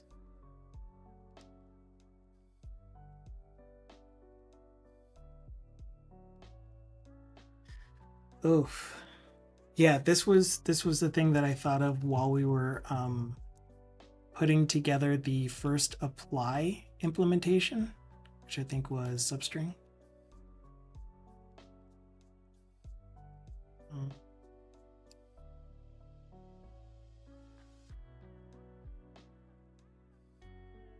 This, what is this? Output target. So when we're applying transformations to an output target, we are applying them to the subset of values for the whole thing that represents the distinct values from the table that this is a part of. The issue is that these values are only part of the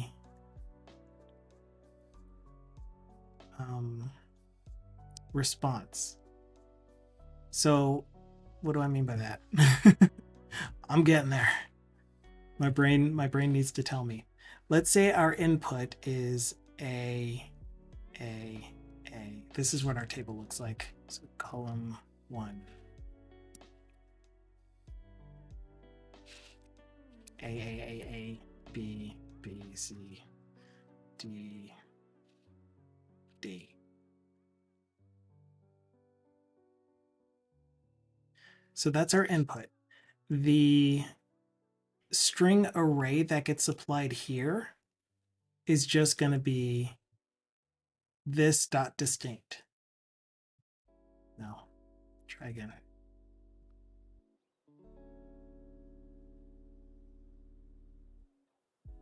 And so we're going to apply the transformations to one instance of the values, but the thing that needs to get output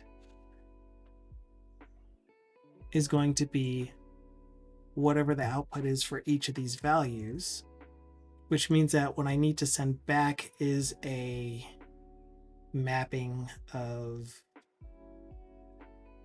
value to output value, in value to out value. How do I do that?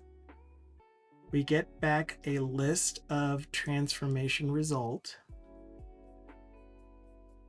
which we're doing from the outputs.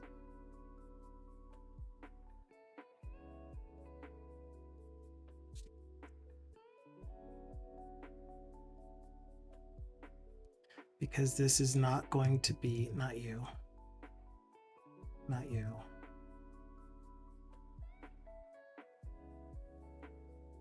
This is not going to be a list of import field record descriptor.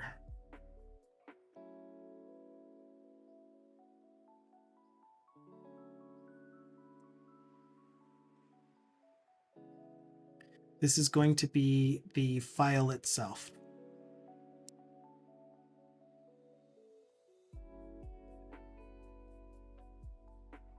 What are you called?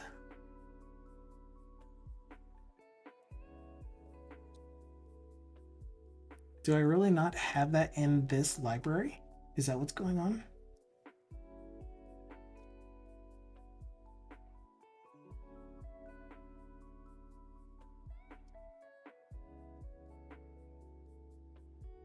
I think that's what's going on. So the service that I started with, quotation marks because it's not really a service yet, was kind of a naive approach. And I was thinking it was going to be specific to only these lab data files that we're going to get back from the different labs. But seeing how somewhat easy it is to make it generic to where it's any Excel file to any class that we specify, I removed the lab part of it. And so what we're going to get instead is an imported data file. Imported data file. And that is going to have everything except for chain of custody ID.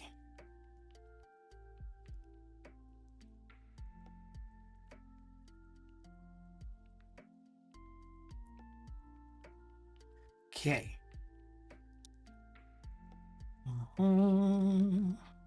Nope. Guess again. And the result of reading a provided file. I wish I was having a beer to be, because Xcoding first said to TBD because TBD first said to Xcoding, how's things? Then Xcoding responded to TBD saying, well, having a beer and relaxing. You? TBD says, I wish I was having a beer, to be honest. About to go into another meeting to talk about stuff I'm gonna have more meetings for. Bleh. And TBD says, actual work, how I miss you. Quick, someone tell past me that management isn't worth it. I could have told past me that, but it seemed like you really wanted to do it. So no, not a unique identifier for the file name.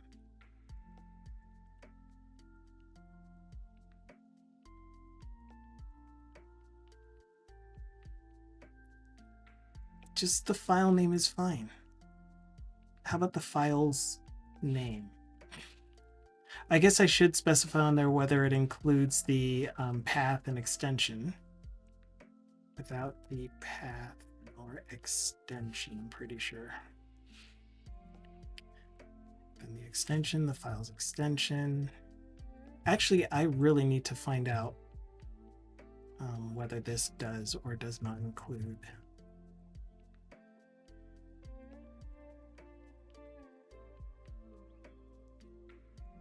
the extension. I'll do that shortly.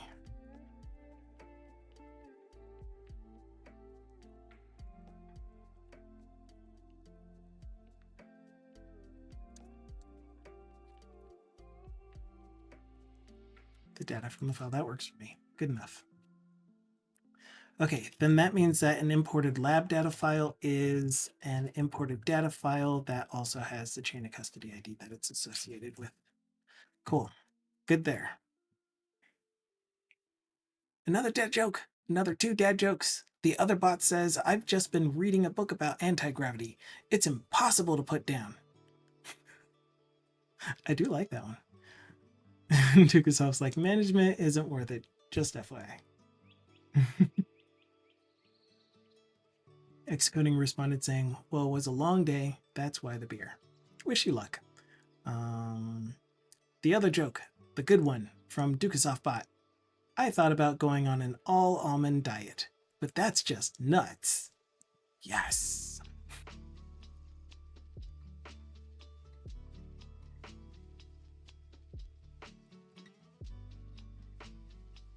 Cool. Okay, we're gonna apply transformations.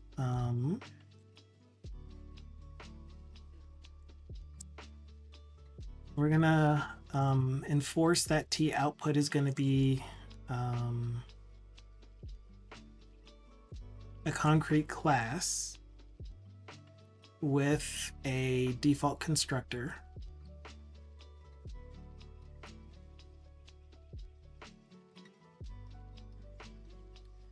And we're going to start off with the ret list and the new list of T output.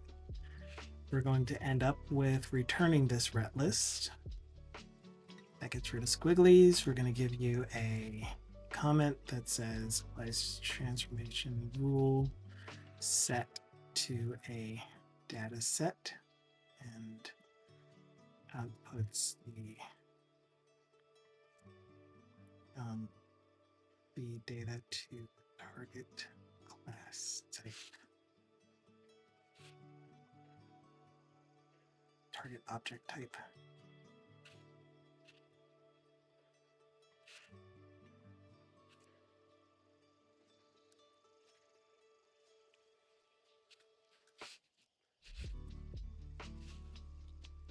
File to apply the transformations rules to? Yes. Cool. Snobble says, management is a different skill set than being a dev. I don't enjoy it, but I'm at an age where people try to push you into that kind of role because, well, old. With that said, some do enjoy it and are really good at it, so more power to them. Absolutely. Yeah. You should be able to do whatever type of role you enjoy doing. That's like, you know, my what's the word I'm looking for? Optimistic mindset, my altruistic mindset. Or it would be cool if everyone got to do the type of job that they enjoyed doing for a living.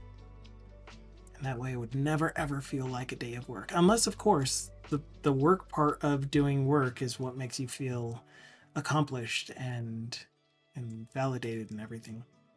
In which case you should be allowed to do that kind of work too, as a job.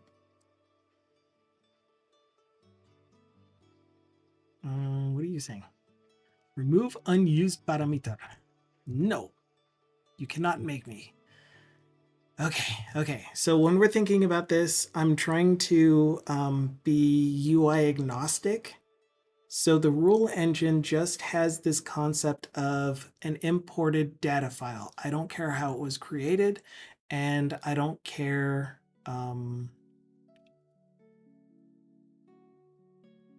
the actual transformation happens from this data file object to the list of class. Instead, I'm going to have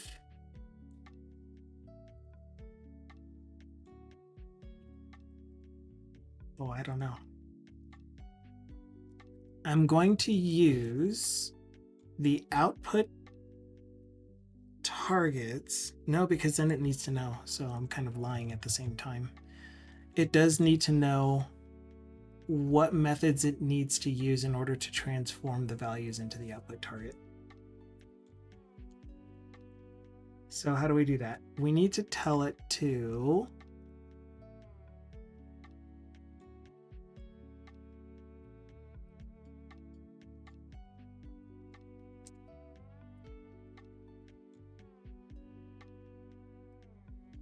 man, there's so many different approaches I'm seeing to this. We can apply transformation rules to each row of data, sure. The other one is to go through all of the loop through the imported record objects and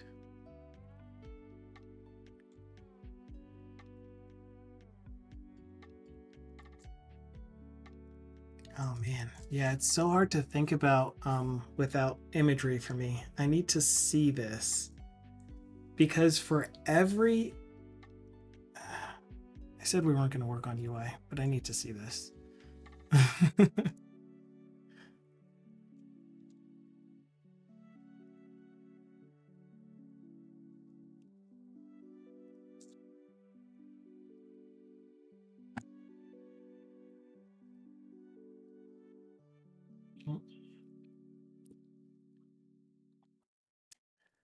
Do.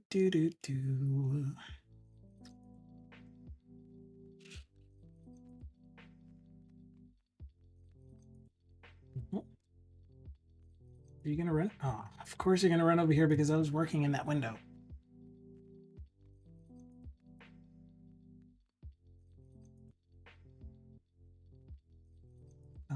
Who else? Who's my last spot to go to? You. You're all at volume level 1.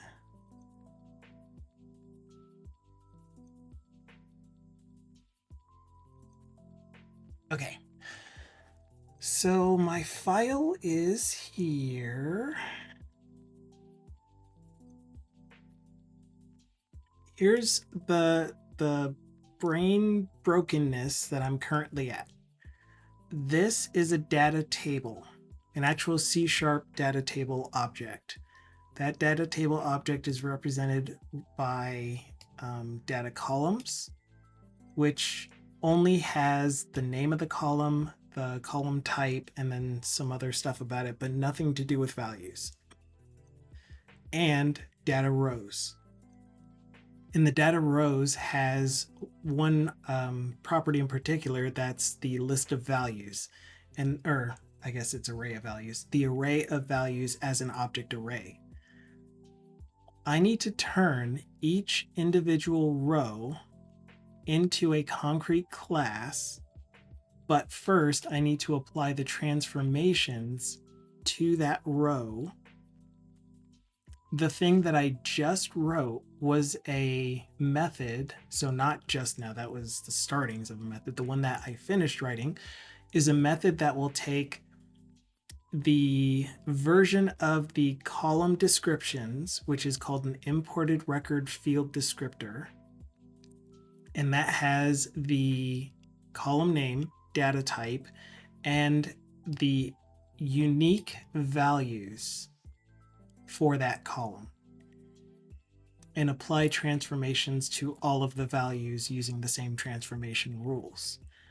I need to do that either by row first or do each one of these fields, get back all of the transformed values, then go through the data table rows and map each one of the rows themselves to the output column, and or to the output object type.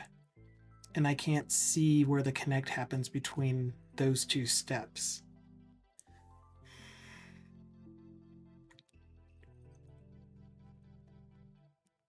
In a data table, when I get the data row,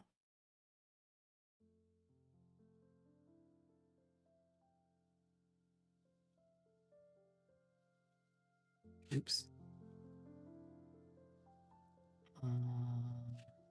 Do we name you in here? Is that what this is?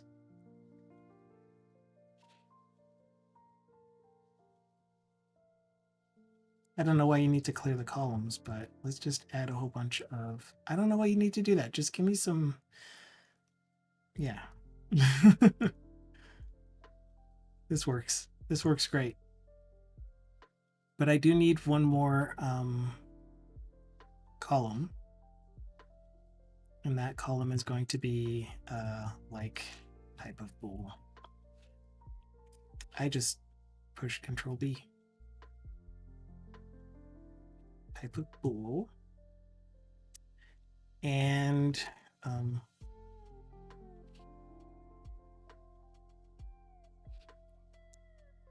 yeah, cool.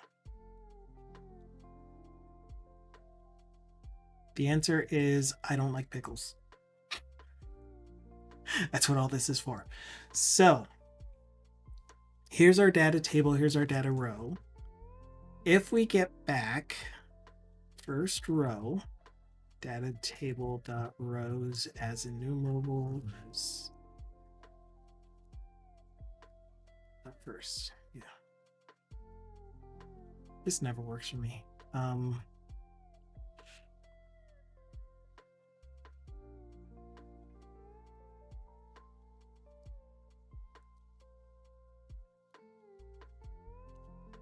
Okay. Let's do it this way. Of type data row dot first. Do we get back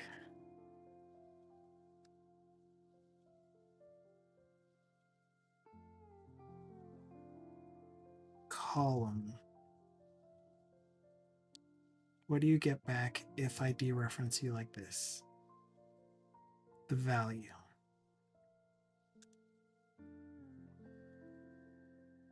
So essentially, I would still need to pass a reference to the data table too to say,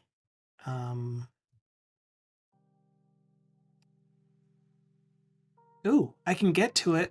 Never mind, I can get to it by going through table and then the column.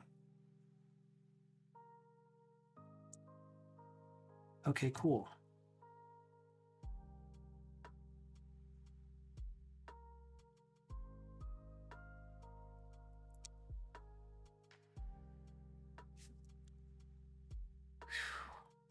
This is really hard for me to think through. For each var cur field descriptor and data field output targets. Right, output targets first. No, that's wrong. Field descriptors. I need to transform each value in the row that is mapped to it.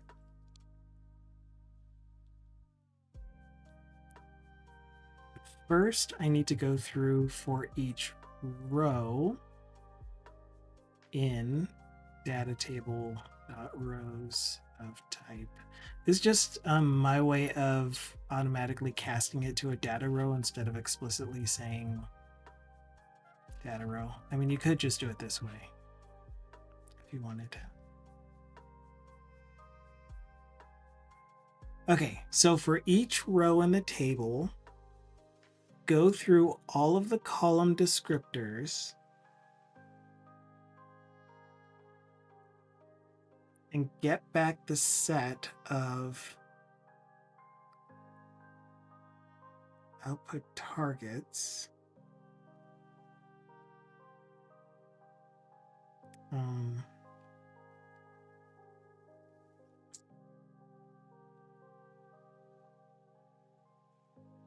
Gosh, and does this mean that for each output target, this is looking really nasty. For each output target, I would need to do the transform for the value in the from column into the to column.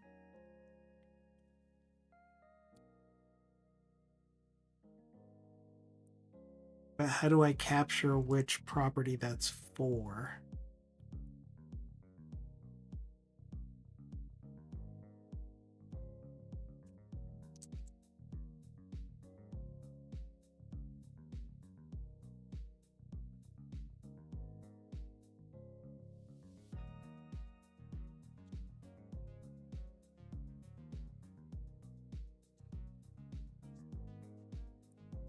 No, it's just field name.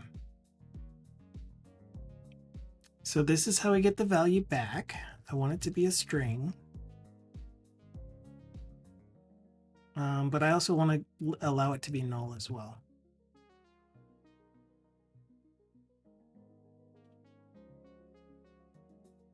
We'll do it that way.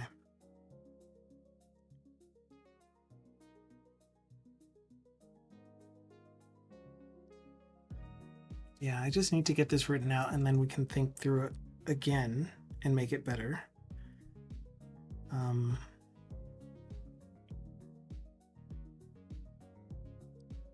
This does look kind of like what I'm looking for. So for the current output, for each output target, we want to apply the transformations. We're already using that name somewhere.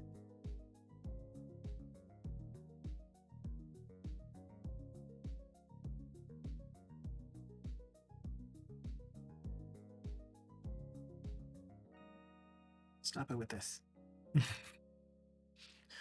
We need to apply the transformations, get back our list of transformed values. Now our single transformed value.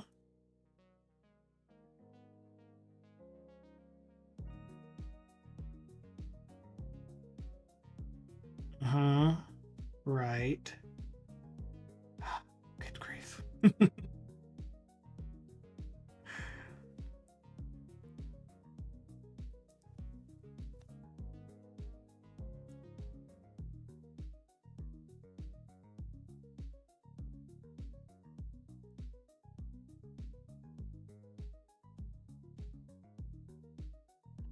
So output target dot. Yeah, and this is the thing that gives me the list of transformed values.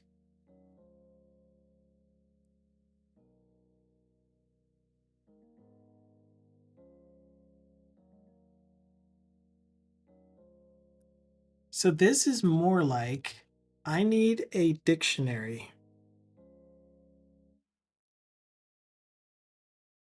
Output values is going to be a dictionary of man,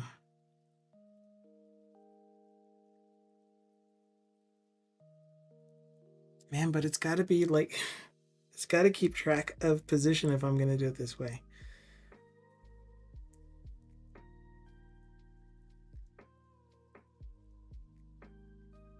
Because what I was thinking is it's going to be a dictionary of column name, like original no. Output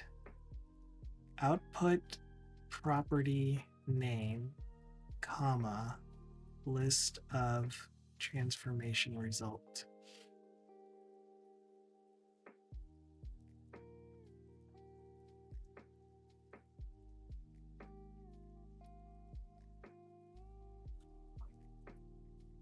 Right. I had another thought that I completely forgot I was thinking about. We want a destination data table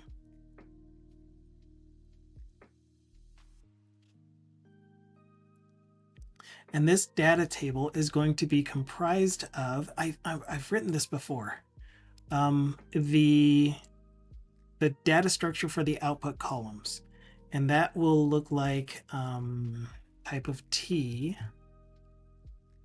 I've written this somewhere before.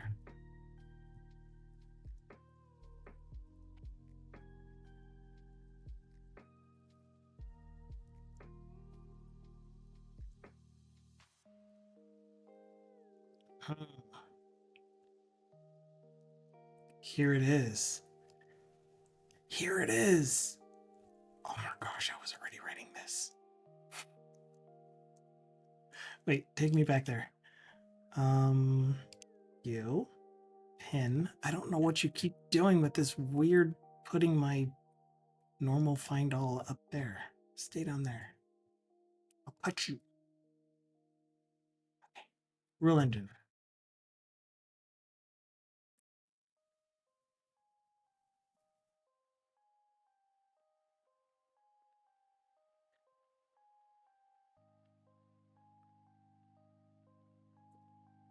All right, I'm going to keep this for a second, but I'm pretty sure that wherever this thing is the thing that I was intending to use. Value transformation helper. We can apply transformation to an input data table with a list of imported field descriptor. We can also do it to a data set. We can also do it to an individual row.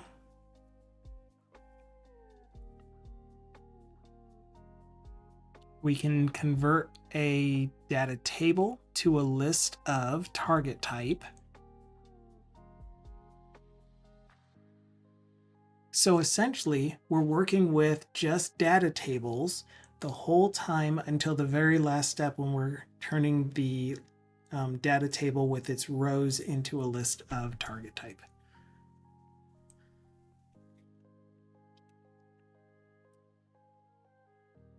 We can get mapped fields only. All right, all right. So what else can we apply this to? Instead of supplying a list of field mapping, and then we're going to read through this just to make sure. Yeah, and I even have the constraints on here too. Apply transformation T target type. This imported data file.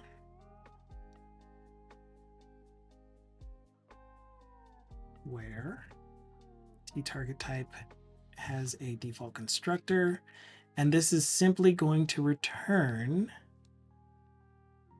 apply transformation to imported data file. Wait, imported data file dot data is the data set. How do I tell it which table is the active data table? We're just going to go with tables.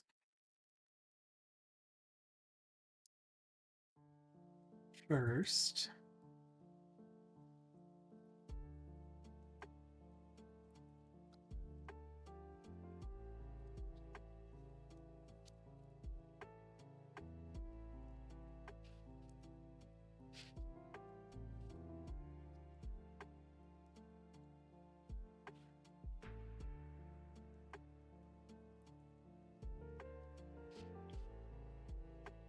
So the of type thing here, it just makes it so I can use link on it. I really don't know why the data table collection doesn't inherit from IEnumerable. It's so weird. Like, why wouldn't they just... It does. It's an I collection, so why can't I use link on it?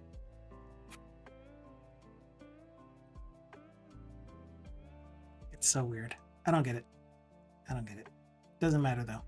And then we're going to apply imported data file dot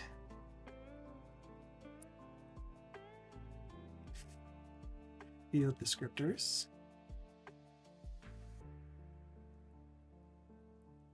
It's a property.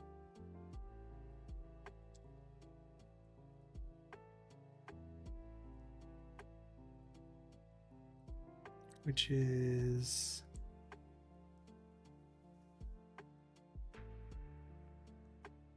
trying to return a data table.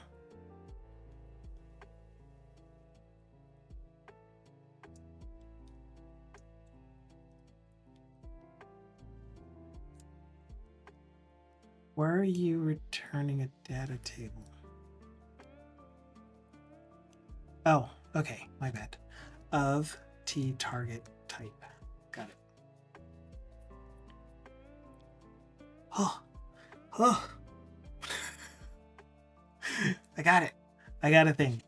I'm pretty sure this is going to work for our chain of stuff. I still want to find ways to improve this. If anyone is actually able to see what it is that I'm trying to do with this, and has some thoughts and things that I should consider, then I would be happy to hear.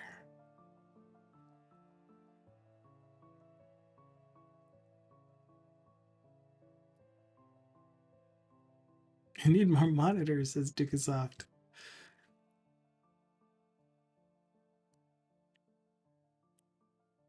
Okay, so I'm going to follow this down. This is probably the last thing that I'm going to do on the stream for now. Oh, don't worry about modding my stream. Again, I'm going longer than I usually do, and I'm like overlapping with people who have been streaming at this time for a really long time, and I don't want to take away any of the benefits that they had. Working overtime. Yeah, I love it. I don't want to make it stressful for you. I'll end my stream at 1 o'clock from now on. 1 o'clock my time. 8 p.m. GMT. Okay.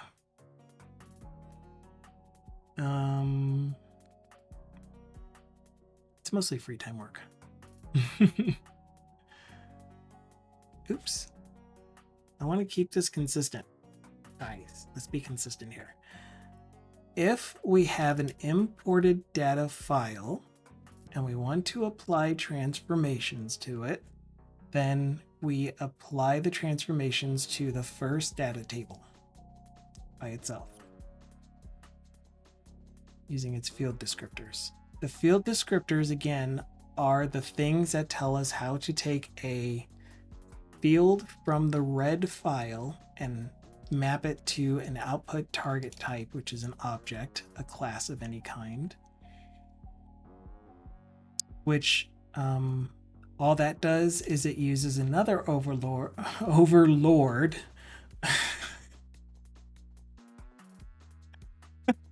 It uses another overlord to tell it how to behave and how to act. Doing a website for a band refuses to use WordPress with .NET. Yep, laser stuff. Awesome. Okay, so we can go from a data table to a data table using our field mapping. In order to do that, we create a new data table that has columns that are mapped to. And so to get the columns that we have mapped something to, we get only the mapped fields. So output targets where the mapping rule is not ignore, and the original, the matching field name, the one that it's going to be mapped to, is not null or white space. Hello, Deflux. Yes, fellow mod Dukasoft. And so we are creating a new data table that has those fields with that field name value type. Then we're going through each row and we're doing transform that row and add it to this data table. And to do that, we create a new row. We apply the transformations to that row using the field mappings. Oh my gosh. And this says for each field in the mapped rules,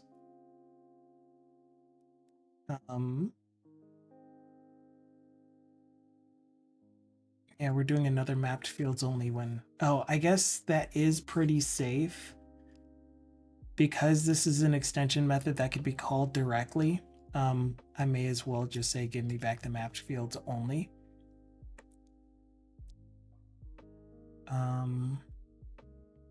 So yes, for each field, for each imported record field descriptor that has its described output targets, get the value for that field.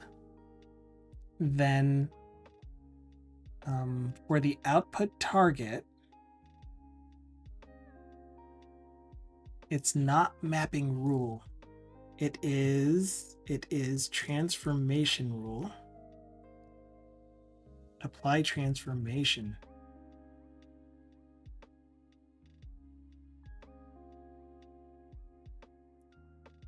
Yes. That. And this populates all of the fields in all of the rows for every single thing that we are trying to map. Yes. Then when all of that is done, each of those gets added to the data table that we created up here. And finally, that gets transformed into the target object type using toObjectType.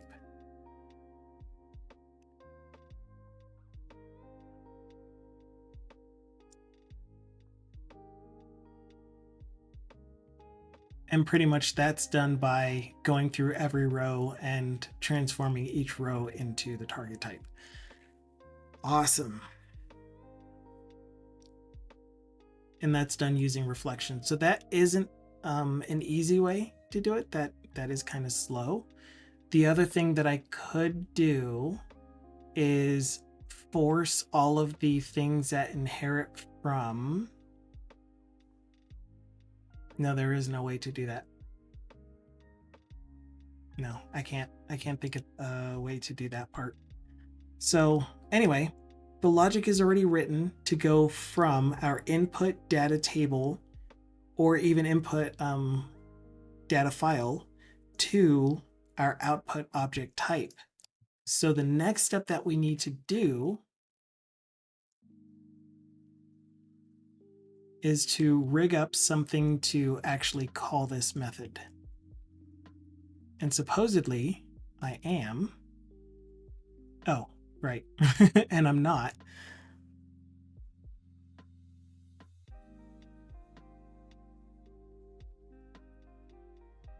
And that would be done in the UI. So that part is good to go. The thing that is going to need some work is the output record or output target dot apply transformation.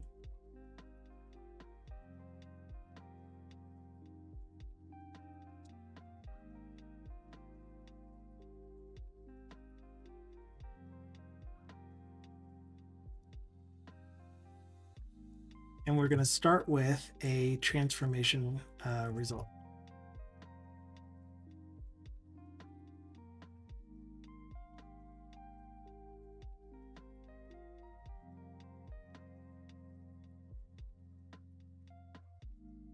Like so.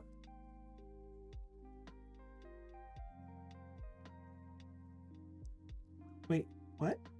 String values for that column. Yeah, I need to have an applied transformation singular.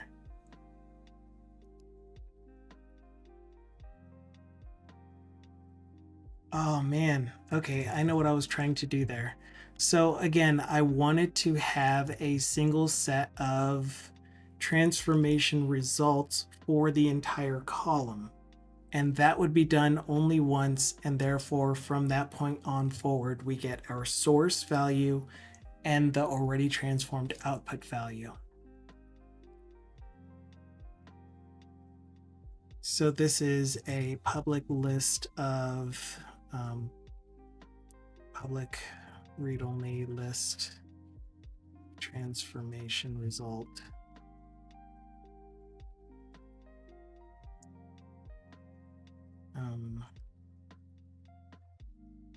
Transformation results.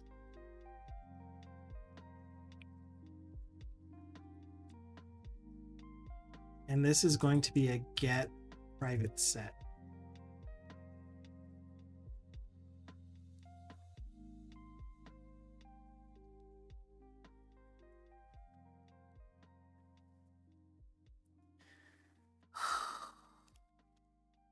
Man, I want to keep going now that I've gotten my bearings.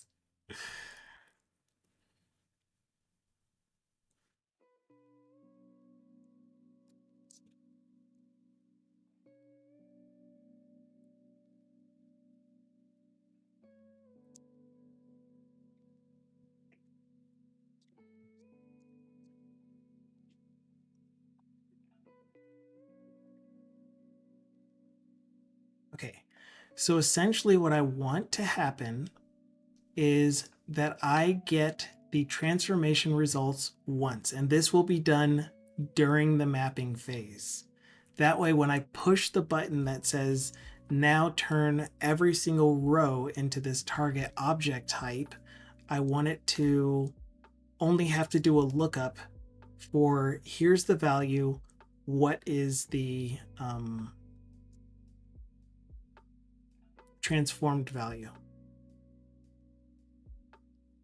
which is going to be faster than constantly, for every single time we make a change to the rules, constantly doing a turn this entire table into the correct output class.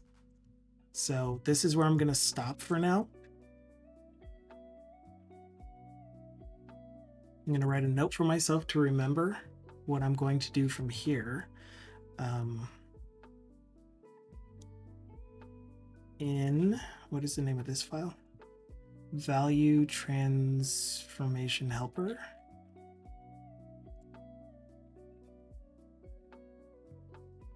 Dot apply transformation. Just give me this whole thing.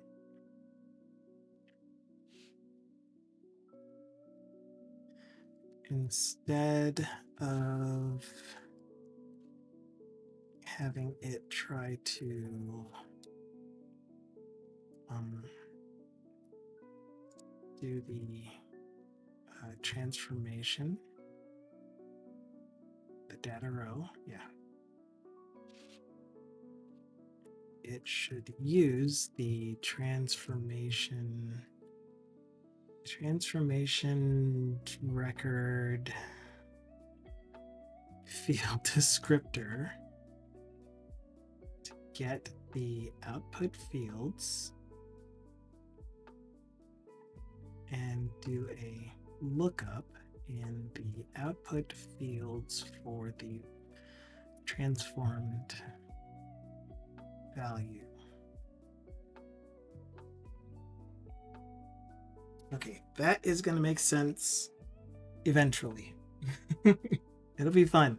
It'll be great. It'll be grand. I'm most likely going to get this done tomorrow off stream. But for now, that is going to be the end of my stream for the day. And thank you all so very much for sticking around, for hanging out with me.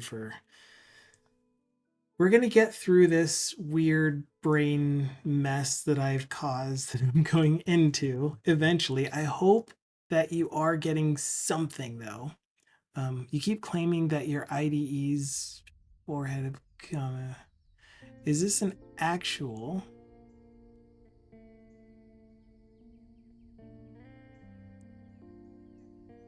It's almost like an actual message, but not.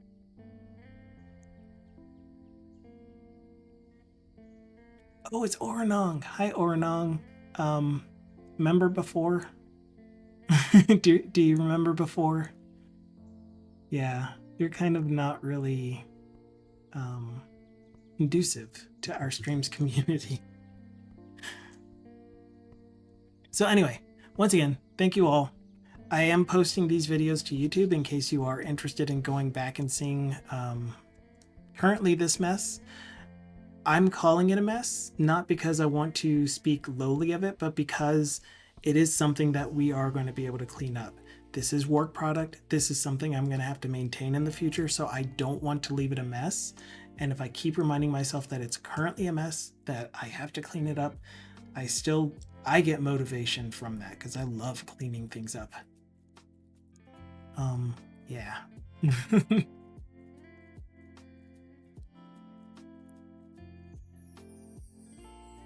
Oh, and in fact, that is what they were talking about. So, I mean, it's kind of true. But they were being kind of attacky. So, yeah. you could communicate that in a different way, in a more constructive way.